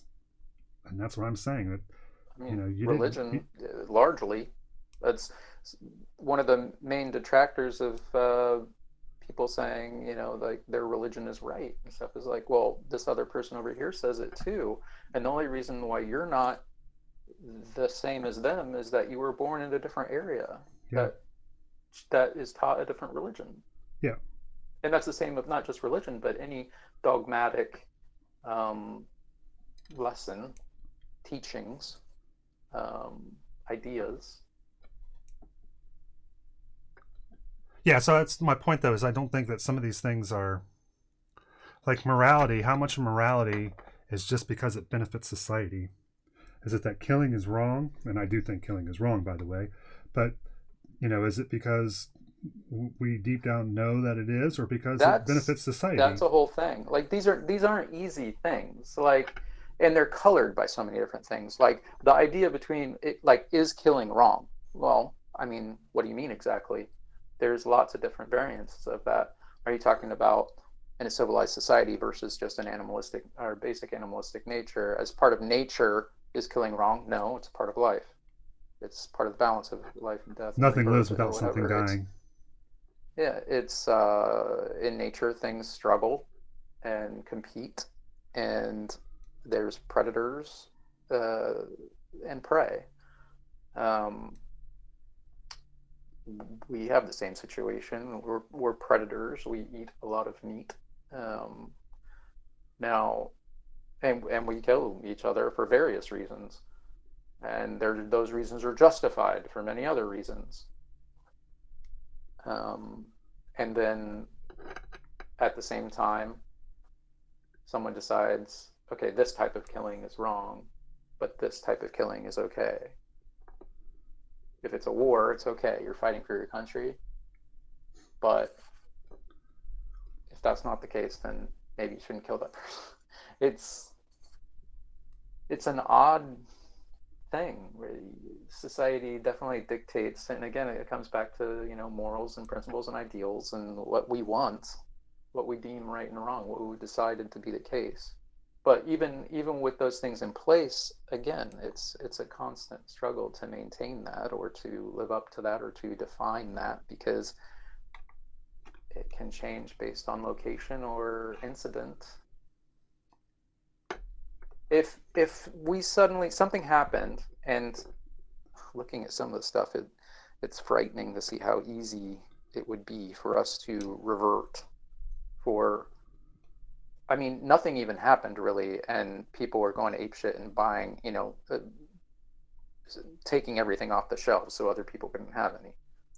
And that was nothing. Like, they didn't need to do that. And you're hearing stories about things like people spitting on each other because they're asked to wear a mask. So they spit on the person that asks them to put the mask on. Or one guy walked up to the person and wiped his nose on their shirt and then ran away. And somebody else supposedly got shot in like a Dollar General for asking somebody to put their mask on. There's a bunch of crazy, stupid people out there. And a bunch of crazy and stupid shit happens. But generally, we try to strive to make things better, I hope. But it's difficult. There's so many aspects of humanity and culture. Like, we idealize things in a way. Like, again, there's ideals. we create the society and we live by the society. We try to adhere to it, try to make it better. At the same time, there's still crazy shit going on in the world that we in America are largely unaware of. People here are like, oh no, my internet's down. What will I do? My life is over. Where people somewhere else are worried about being bombed, or their children and their loved ones being raped and murdered in front of them on a daily basis, trying to get clean water for drinking, trying to get basic human needs, things we consider rights here, aren't rights. That's a construct of civilization. Basic nature. People are just trying to meet those basic needs other places. That's their everyday. So, I mean, I think that the point that part of how we got here, right, when I was talking about some of these questions, and it was like, how do you know how to drive your behavior if you don't know, if you don't have a direction?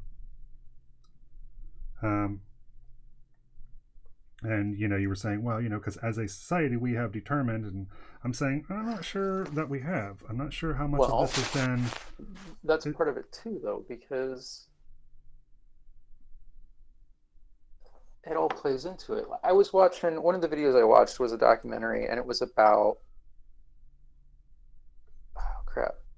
This could be really bad if I get this wrong. I believe it was about Papua New Guinea, um, and it is crazy. It is like I didn't get the word that you said. Papua New Guinea. Papua New Guinea. Are you talking about a place in New Guinea? Yes, the Okay. place called Papua New Guinea. Okay. I mean, when you say Papua New Guinea, it's like I didn't know the first part. I heard New Guinea, but I didn't know if I'm making you say New Guinea because that's the only thing I can tie it to. So okay, so you're talking about this place.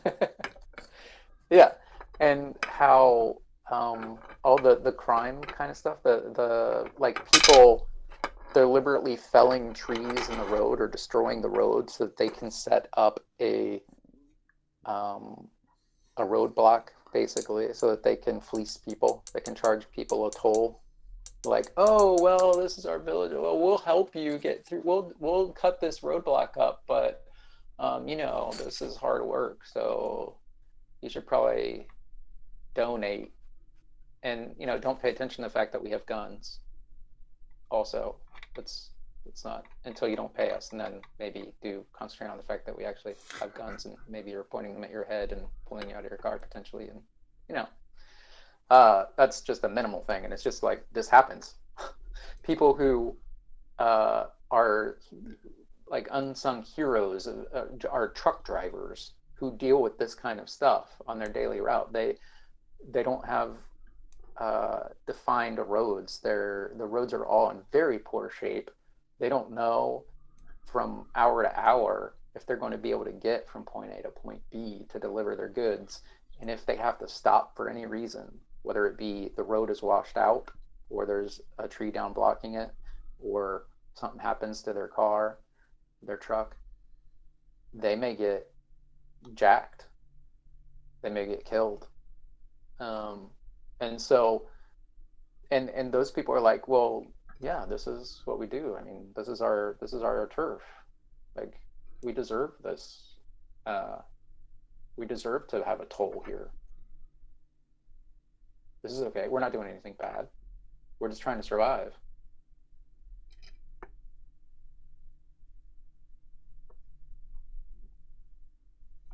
Yeah.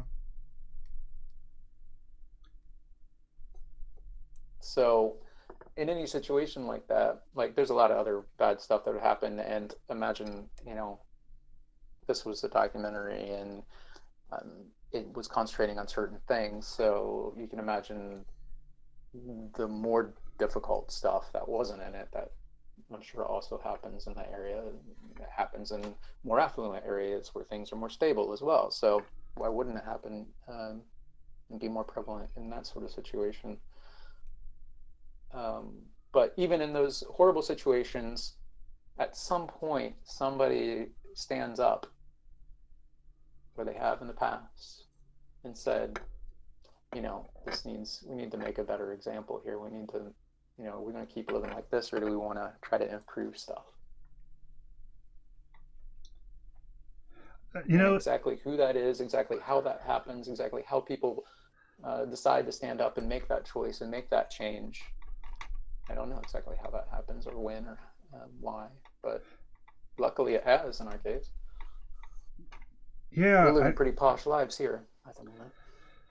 Yeah, it is one thing. Whining about it. It's like, is evil stronger than good? Is a question I ask myself. That's the thing. Is good and evil a real thing, or is it a construct? Yeah. Do animals think of good and evil, or is it just because we're conscious beings that we've decided that good and evil is a thing? Because in nature, there is, like, you'd be hard pressed to find an instance in nature where you said, "Oh, this is clearly an instance of good versus evil." Yeah. It's just nature. Right. Nature is a give and take. It's a balance. I think that evil can only exist with consciousness. without consciousness, you can't have you can't unwittingly do something evil. Then But it's you have not. to It have was. a It wasn't concept evil. of good and bad. What's that? I mean, you have to have a concept of good and bad. Yeah, but good and evil. Not necessarily the person doing the bad thing, but somebody in a group has to have a concept of good and bad and be able to either make those decisions or not themselves, or judge somebody else who is or is not making those decisions. It has to be a concept of good and bad. I think that, with evil, to me, it's that if you are, and again, this is how I'm defining it, but that, if you are willingly pushing somebody else down to raise yourself higher, or because you think it'll raise yourself higher, to me, that's what evil is. Knowingly trying to inflict on somebody else for your own benefit, whether it be pleasure, whether it be financial, whether it be, avoidance. Yeah. That's the thing, is getting pleasure from harming someone. However that harm may be, if you're getting pleasure from harming someone else. There's minus the getting pleasure from it, there are biological evolutionary reasons why you may do harm to someone else to get ahead. I mean, that's played time and time again. That's part of nature. But at the same time, you see stuff in nature that contradicts that. Like, it's easy to think of nature as just being like, oh, well, it's just, the predator's going to eat the prey. But nature's not always that clear cut either. There's a lot of times in nature where you'll see things that don't fit the description, that seem to go against what you would expect. Like, a lioness deciding to not kill her prey and protect it from other lions and let it go, just out of the blue. And there may be some reasons for that. Maybe she just had cubs and lost them, and she's somehow imprinted on this one or something like that, or not. It's like we think like cats and dogs were mortal enemies, except cats and dogs are often friends. So right.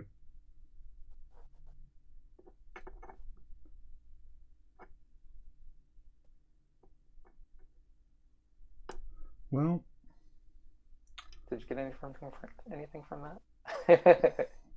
Yeah, I don't know where I'm at. I don't know where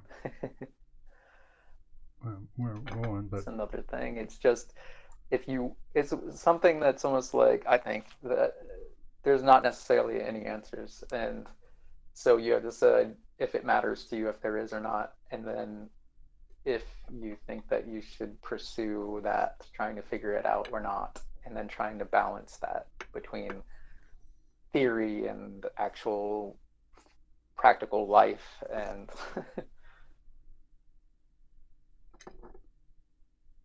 yeah, I mean, that's the thing. It's like I think that we fool ourselves into thinking that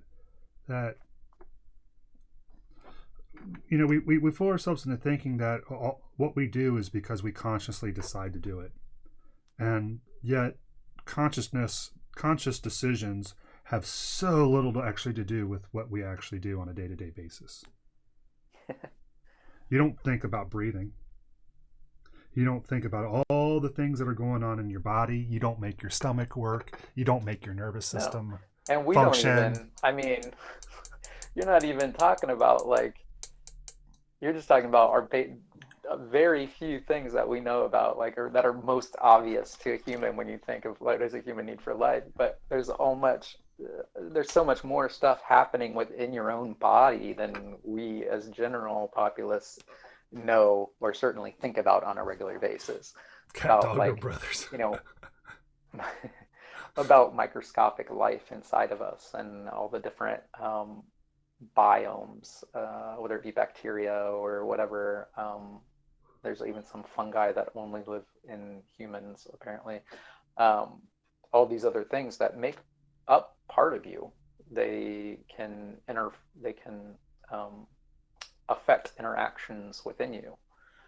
as I was telling you, the one thing about your own gut bacteria or your own biological bacteria, your own body bacterias and things living inside of you that can cause reactions to how your body behaves to cancers, and it can be a positive or a negative, and how your body can react to cancer treatments.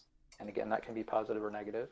So they're trying to figure out how to harness that ability of that bacteria or those types of bacteria to help direct them to fight the cancers. And yeah, there's a whole host of like amazing things about your body and the world in general, down to the subatomic particles perchance. And who knows, like there could be a whole world beyond that once we get the ability to magnify beyond that point. Yeah, like we keep discovering new things like dark matter. Dark matter didn't exist, and now we think it's an actual thing that's explaining a lot of why there's so much vast, seemingly emptiness, that things are still relatively held in place in a way. You know, they're describing that and saying, oh, there is a web that is actually holding those in place, and we've proved that, quote unquote, with math, and we've actually now seen, thanks slime molds for helping point the direction. Look that up, Seeker. Thank you, slime molds. Is there anything you can't Thank do? you, slime molds. I want to invite a slime mold for president next, because it sounds like they're better than us. But it can only be an American slime mold. By the way, only an American slime mold. Those are some turgid pillars you got there. Thanks. Tater did a nice job of saying that this is one hell of a mental health moment that we're having here. Indeed. And so the point is, Randy, as we bring it full circle, that it's better to create than critique. I think I think anybody who listened to everything that we said, I think anybody who listened to what I said will clearly come to that conclusion. That's what they got from it. That it's better to. I have a counterpoint to the argument, though. Sure, please. Is that a lot of people, well, at least I like to think that a lot of people, hopefully most people, but I'll say 50-50, don't mean anything. Like they're not criticizing or necessarily even critiquing when they just offer up a suggestion or say like me all the time. I'm like, oh, but what if? And I don't mean I'm not like trying to tear you down, or I'm not saying that it's not good enough. That's just the way my mind works. It's like, oh, and then this thing, like, oh, and then this thing. I certainly acknowledge exploring ideas. Like everything, it can be nuanced, but there's. I'm not saying it should be changed or it would be better if it was, but it's just an exploration of ideas. It's just the way my mind works, throwing stuff out and like mixing stuff up. Yeah, it's meant as a brotherly thing. It's not meant as a, it's not meant to tear you down or anything like that. Yeah, it's no, like critique is brotherly exploration together. And yeah, no, I can understand that and appreciate that, and that's not necessarily what I'm talking about. Yeah. It's just that we have so much vitriol that we spew all the time, and some of that vitriol is, I think, it's just. I feel like when let me try to zoom out a little bit here. Let's zoom out literally and figuratively here, right? So. I think that what I'm trying to say is that when I look around the world, yeah, they do, Tater. Very veiny, yeah, bulbous, turgid, almost tumescent. I'm not sure what any of those words mean. They just sound good. Don't talk. That when I look at the world in general, I see is a bunch of people criticizing things, and I don't see that many people creating things. So when I take a look at the sum total, right, and the amount of creation that's going on, and the amount of critique that is going on, and I'm not saying that there's no place for critique. I'm not saying that there's a benefit in critique, so on and so forth.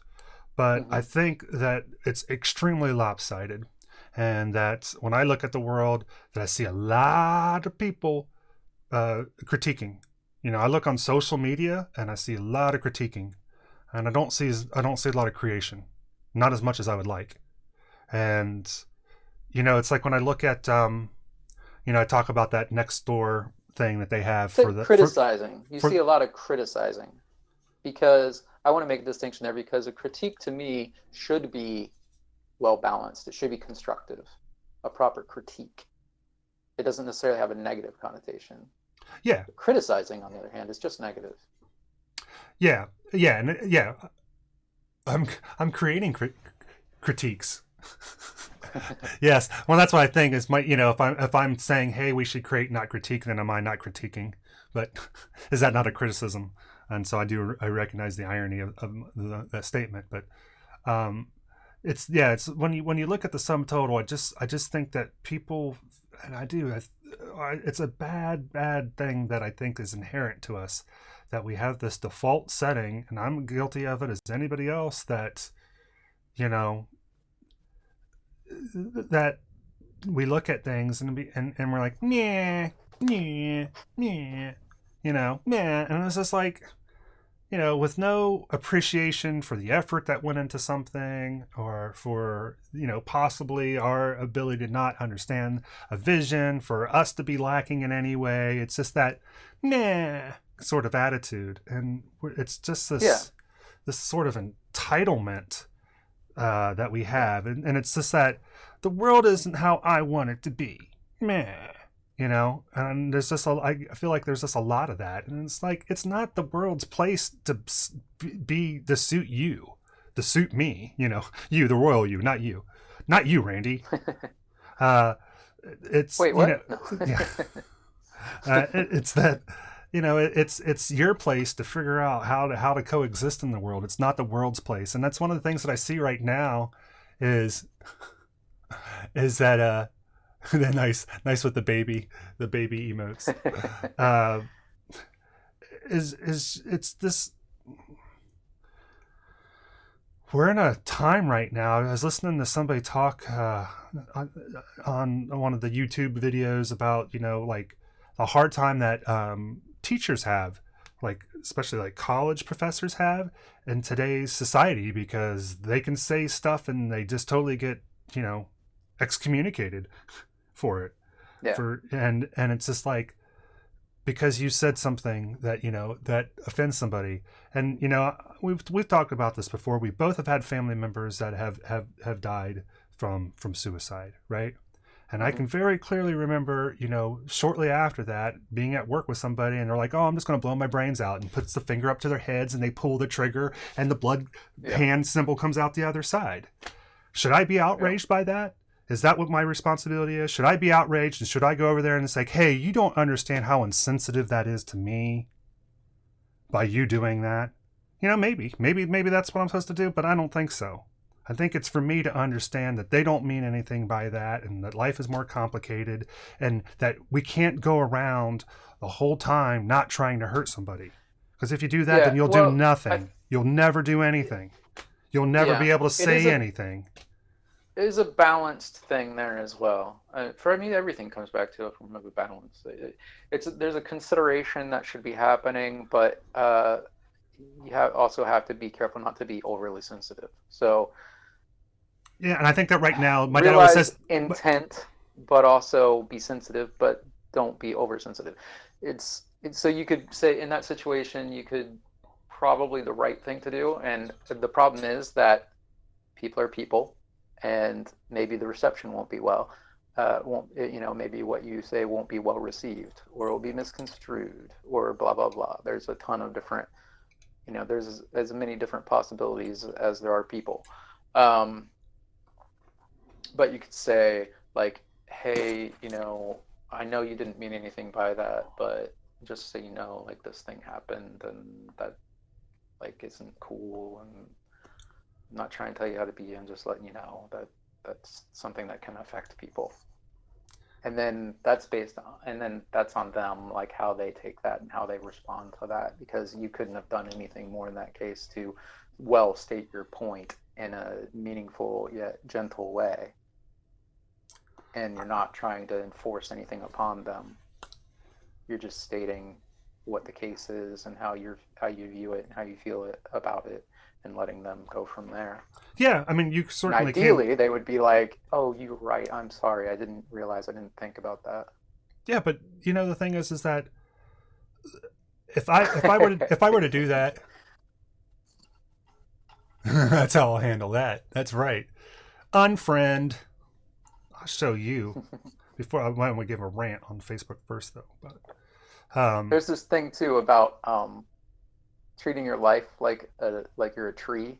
If you have a diseased limb, if a tree has a diseased limb, are you going to let it hang there and kill the tree, or are you going to take care of that situation? Let it go. So I should kill people that offend me? No, just cut them out of your life. Oh, okay. Yeah, Move on. I agree Grow with that. from love. Grow, sowing the seeds of love. Yeah, when I look back on the thing though, it's just like it's I feel like it's hypocrisy for me to, like, if I would have went to somebody and it's like, hey, you shouldn't do that. And you can do it in a bunch of different ways. Hey, by doing that, you're affecting me, and it's up to you, and you can know that, and you can let it shape your actions or not let it shape your actions. I'm sure that you're unaware, and so now I'm making you informed, and you can make an informed decision or not. That's certainly probably about the healthiest way I imagine a person can go about that. But I feel like, for me, it would be hypocrisy. Because I'm going to say some fucked up shit later on that somebody's going to overhear. That's going to affect them. That's it, though. You just be aware of that. People were like, I do the same thing. And I know I do the same thing, and it's something I'm working on or whatever. But I'm not working on it. And I know I don't mean, well, then that's on you. Because I don't think that it's... So, it's not our job. If you do those things, and you think it's okay for you to do these things, then it's okay for them to do those things. And it's not okay for you to think negatively about that, and you are being a hypocrite in that case. And that's what I think most people are. I think that's where most people are. I think people who are crying out about these things. It's just like, you look in the D&D world, and it's just like, that I see somebody that's got to say something, and like, okay, so this will contain these possible triggers, and it's just like, Carrie's very sensitive to dogs dying. Should every movie tell me beforehand that a dog dies in it? Is that what needs to happen? Because when you look at when the dog dies, it also has, does the horse die? Does the duck die? Does this die? Does that die? That's a big thing in fan fiction, I've discovered. I read some fan fiction, and they are all preceded by like tags that are basically disclaimers saying, oh, this story contains some triggers. Yeah. And here's a list of every possible trigger I can think of that somebody might find within this story. But anything could be a trigger to anybody, and so I just think I think it's a fruitless endeavor, and I think it's catering to the wrong part of us.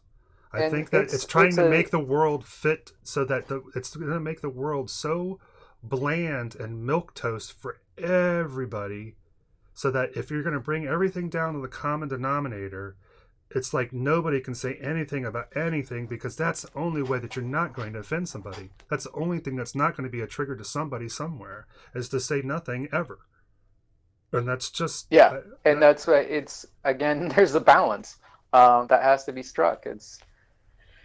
We're in that situation now where it's like, at what point do things become like everybody's just being too sensitive? You can't just say, because, anyone could say that anything offends them. So inevitably, if you pursue that to its totality, then no one will ever be able to do anything. And that's obviously not a functional possibility in any sense. Yeah. But at the same time, so it's easy to say, okay, well, maybe, what does that mean, that bullies are right? And that by being bullying is good because it makes the target stronger? No, because maybe in some cases the person that's being targeted by bullying may become stronger from that, but other people aren't. Other people end up killing themselves, or but that's the difference between somebody. Whatever. somebody who wasn't talking to me, and they just say, "Oh, I'm going to kill myself," or they know that I had a family member that dies, and they come up to me and they put a finger to their head and pull the trigger. That's being a bully. The other person's just living their life, and I'm overhearing it. I'm just seeing it, and now I feel like they should have to change their actions to accommodate me. And that's where I think there's a big, huge difference. No, like I've you're gone right. off on a little different tangent there, but I wasn't still talking about the same exact instance you were talking about. Um, so say that again. I mean, I just I'm on don't the think same I don't page. think that bullying. I think it's unfair to lump bullying into that conversation because I think bullying is something separate. I mean, I think that you're trying to say, we agree that bullies are not good, that because it's like, oh, that makes you stronger, and I think that you're trying to use that as a tie to something else. But I feel it muddies the water. That I'm not talking And about. that's the thing I'm not saying is endorsing it is bullying muddy. being Yeah. well, and I think that the example that I was trying to give is different from bullying. So. Yeah. No. I was saying that it's part of. Don't worry, Tater. We're not mad. I love you, Bo. I love you, Boo. Um, no, we're just having a conversation. Yeah, we're good. We're just thinking out loud. This isn't our angry voices. If you hear a nuke go off, then Shut up, I'm idiot. upset. Sorry, I meant those other assholes. Go ahead. um, so I was talking about like how society is becoming as a whole, and in general, with everything becoming a trigger point and saying like, oh, you can't say that, and people are becoming too sensitive to everything. And if you take that to its nihilistic conclusion, then no one will be able to do everything, and that's just not a servable thing a servable possibility. It just will not function. It can't. So thereby, it is ridiculous, and you have to dial it back and find a balance. So from that, I then said, it's easy to try to say from the other side then, oh, does that mean that bullying is good? And in some ways, some people can say, oh, yes, it is because it makes the target stronger. And I'm saying, well, no, in some cases it may, but in other cases it has an opposite effect, and that person ends up hurting themselves because of the bullying. So there's no hard set answer to say, yes, this is good, yes, this is bad. There are very strong opinions a lot of people have on both sides of the equation.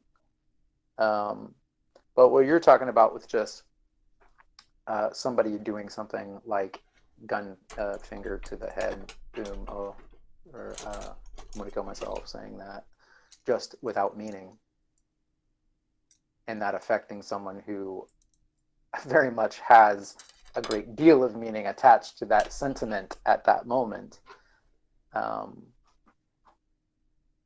It's a bit of a different thing. And I think this and again, it's either you learn that they didn't mean anything by it. It wasn't really directed at you. They don't know what's going on with you, and that's just personal work. I guess that's where you start, is just with the personal work of saying, okay, I know they didn't mean anything by that. I shouldn't be affected by that. So I shouldn't be mad at them because they didn't know. This is just something that I'm processing myself. And if you want to take it to the next level, you can say, hey, not the same, and then you can talk to them and be like, hey, by the way. But yeah, a lot of people just don't give a shit. They don't think about these things.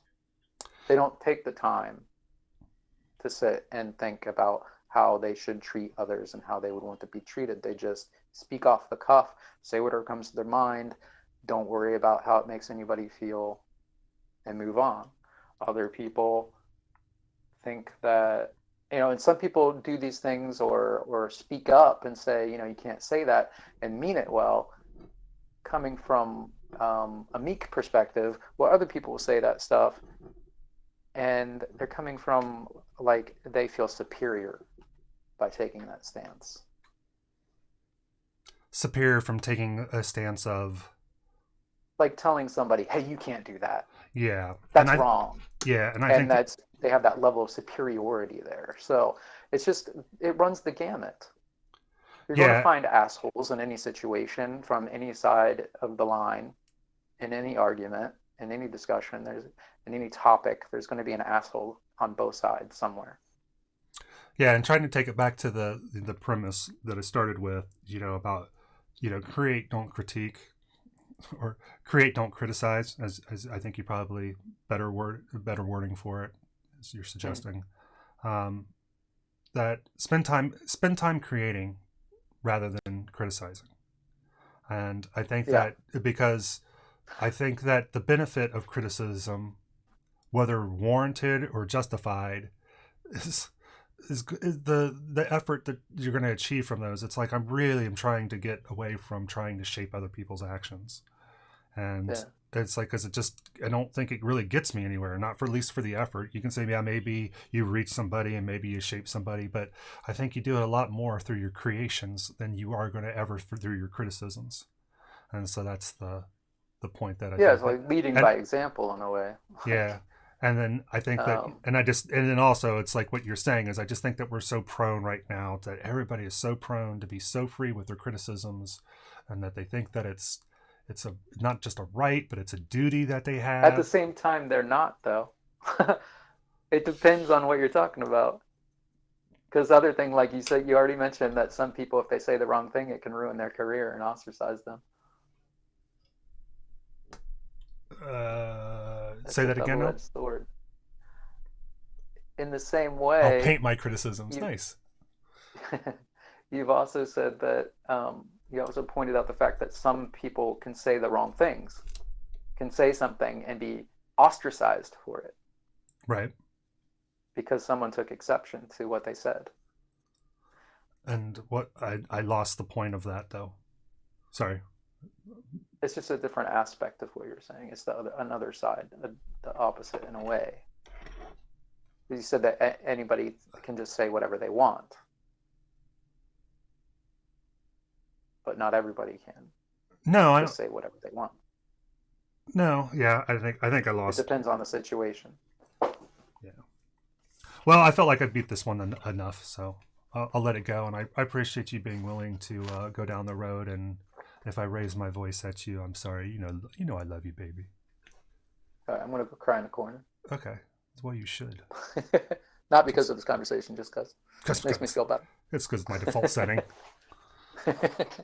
Yeah, there's things too. It's I think one point I would like to discuss this idea about trolls, right? That people like, well, trolls are needed, and it's like, nah, trolls are just if you try to put a positive spin on trolling, then in my opinion, you're just trying to justify being an asshole. But we can save that conversation trolls for another are day. Needed.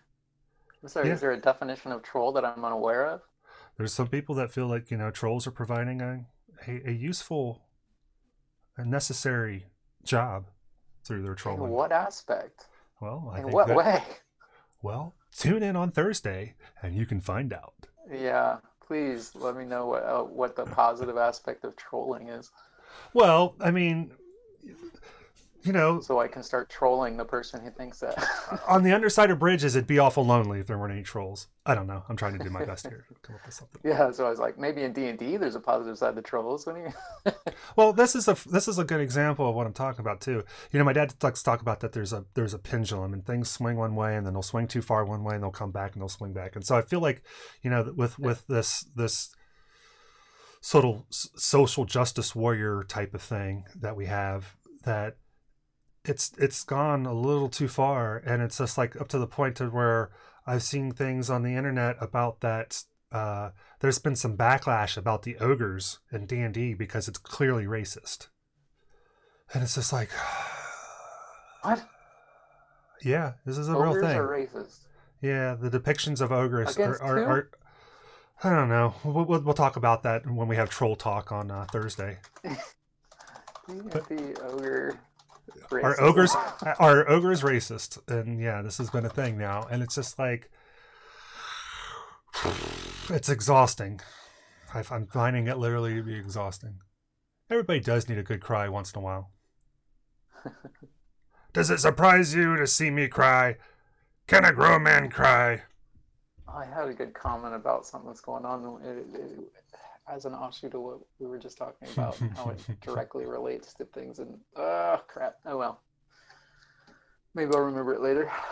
And Tater, thank you so much for being here and making me feel at least that this conversation was at least palatable to one person besides ourselves. I do appreciate you for that, amongst other things, but especially for that today. So thank you, sir. I would like to. I want to create goodness between us rather than criticize. Oh, on a different and brighter and Yeah, interesting note, please. 3D printing and how COVID-19 is Stupid. affecting 3D printing, especially of medical technology and supplies. Mm-hmm. I saw where there was like some Interesting to see 18-year-old where that that's was. going and- Yeah, I saw where there was some 18-year-old that was printing like some of the masks and stuff, and is now serving like a ton of hospitals in his region. It was just like, Nice. you know, where somebody was just trying to help out, and now it's like they're like really dependent upon them. And it's just like that's neat. Yeah, I saw there's a Seeker vid that says inside the 3D printing movement to build face masks, and there's another Seeker video that says the 3D printing industry has just built a stockpile in the cloud. And I think that one's mainly talking about how they have created and tested and uploaded a bunch of designs for different things, such as the, what is it, nasopharyngeal swab or whatever, the swab that they use for testing for COVID-19. And they've uploaded these to the cloud, so I think anyone can download them and print them. And different 3D printing technology companies have switched their production over to helping create those swabs, as well as masks and face protectors and things like that. And a lot of hospitals already have, I guess, or at least work with such a company, a 3D printing company, for various reasons, whether it be printing tissues, or that would be a little different in this case, because most of the stuff we're talking about here isn't tissue based. It's, you know, like plastics or whatever. But also they have ones that print body parts for like knee replacements or whatever. Well, all this kinds of different things. Maybe to bring it back, maybe that would be the solution to your Conan groin slider problem. If you can print body parts. I want it in my character when I'm playing the game, though. Oh, okay. I tried. I appreciate that. You know, hey, I'm looking out, man. I just, you know, I want you to have what you want, Randy. I want you to... What I really want is the fact that they Tell me should what you have really told me want, that they disabled that feature that was a main part of the game before they sold the game to me. Before they allowed me to pay them money for the game that was supposed to have this feature that they chose to disable. They should have let you know that. That's the problem. And I really, really, really want to zig ah. So I think I believe Thursday is something along the lines of Chicken Dance Day. So I fully expect you to be doing chicken dance on camera for Thursday. That's right. So if you create a petition, that's not criticism. Says Tater. He says start a petition, Chad. That's one of the that's one of the comments, was that, yeah, people are always complaining and stuff, but it's like, what are you doing? You're complaining about this person not doing anything about this thing, but are you doing anything about this thing? Yeah. How are you being constructive here? Is your criticism in any way constructive, or are you just making a situation worse? Yeah, you're stringing a bad situation along. So, and then also with your criticism, is your criticism asking for whatever had caused this injustice? Are you asking for that the perceived injustice? Is it to rectify the conditions of that, or just to change the situation that's affecting you? And I see that a lot. Rectify him. I damn near killed him. Thank you for that. Thank you. What He's made the petition decision. Are you starting, Tater? I think it's the groin, the Conan lack of groinage slider, lack of a groin slider for groin sliders. Those are, you can get those at White Castles now. Oh Lord. All right. I keep trying to figure out a happy note that we can end this on. I would like to end on groin sliders. Would you also care to agree to end on groin sliders? Sure. You want to stick the landing on a groin slider? Hey, groin sliders. You can rename this episode "Groin Sliders in the Turgid Column." Groin Turgid sliders. Pole.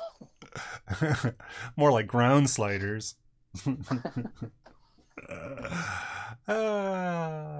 right. Now you'll have to excuse me. I'm going to go have some Greek for lunch. All right. I wish I could make a comment about that, but I will just tell you to enjoy it wholeheartedly. Oh, hey, if you buy me a drone, I'll send you deliveries. Hey, nice. I might just want to do that. You make really good cookies and other stuff, so that might be just a good investment. And you can have it bring cookies. We could have it return like a cheesecake or something, you know. There you go. We will create a system of cooperation, of exchange. All right, Tater. Thanks so much, brother, for hopping in here. Really, seriously, I appreciate the sanity check, and you can tell us offline about how unbearable it was. Feel free. Hopefully people were able to get something out of that. Yeah. I mean, it's a difficult conversation, so there's a lot to unpack, and there's not necessarily any right or wrong answer. Yeah. It's just stuff to be aware of and try to be better at. So. Yep. Yeah, and it was just, I think that's the point, is, just having conversation with somebody that you can to try to kick some ideas around, kick the tires of what you're thinking, and saying things inside your head is a lot different when you say them out loud. You're using different parts of your brain, and you're able to shape your own thoughts, I think. Same thing with like writing. Writing, I think, is greatly important. Writing your thoughts down, you tend to look at them in a totally different way. But anyway, so yeah, with that, remember, if you have the chance, go grab yourself a groin slider. And remember, as the doctor promise goes, never cowardly, never cruel, never give up, never give in. Randy, do you have anything else? I am so going to White Castle and trying to order a groin slider. A groin slider. Groin slider. Nice. Yeah, could I get 2 groin sliders, please? Oh, I'm sorry. It's groin slider. No. I think that's like when if you go in and one of the other locations has them. Maybe if you go in and you order like 100, can I get 100 sliders? And they're like, I need a crave pack. I need a crave pack of groin sliders, please. Yes. I love it. All right. Well, brother, we can talk about. We'll have some fun troll talk on Thursday, so we'll look forward to that. All right. Cool. All right. I love you, brother. Thanks again, everybody, and we will Love talk you soon. Bye. Let's hear some of that funky outro music.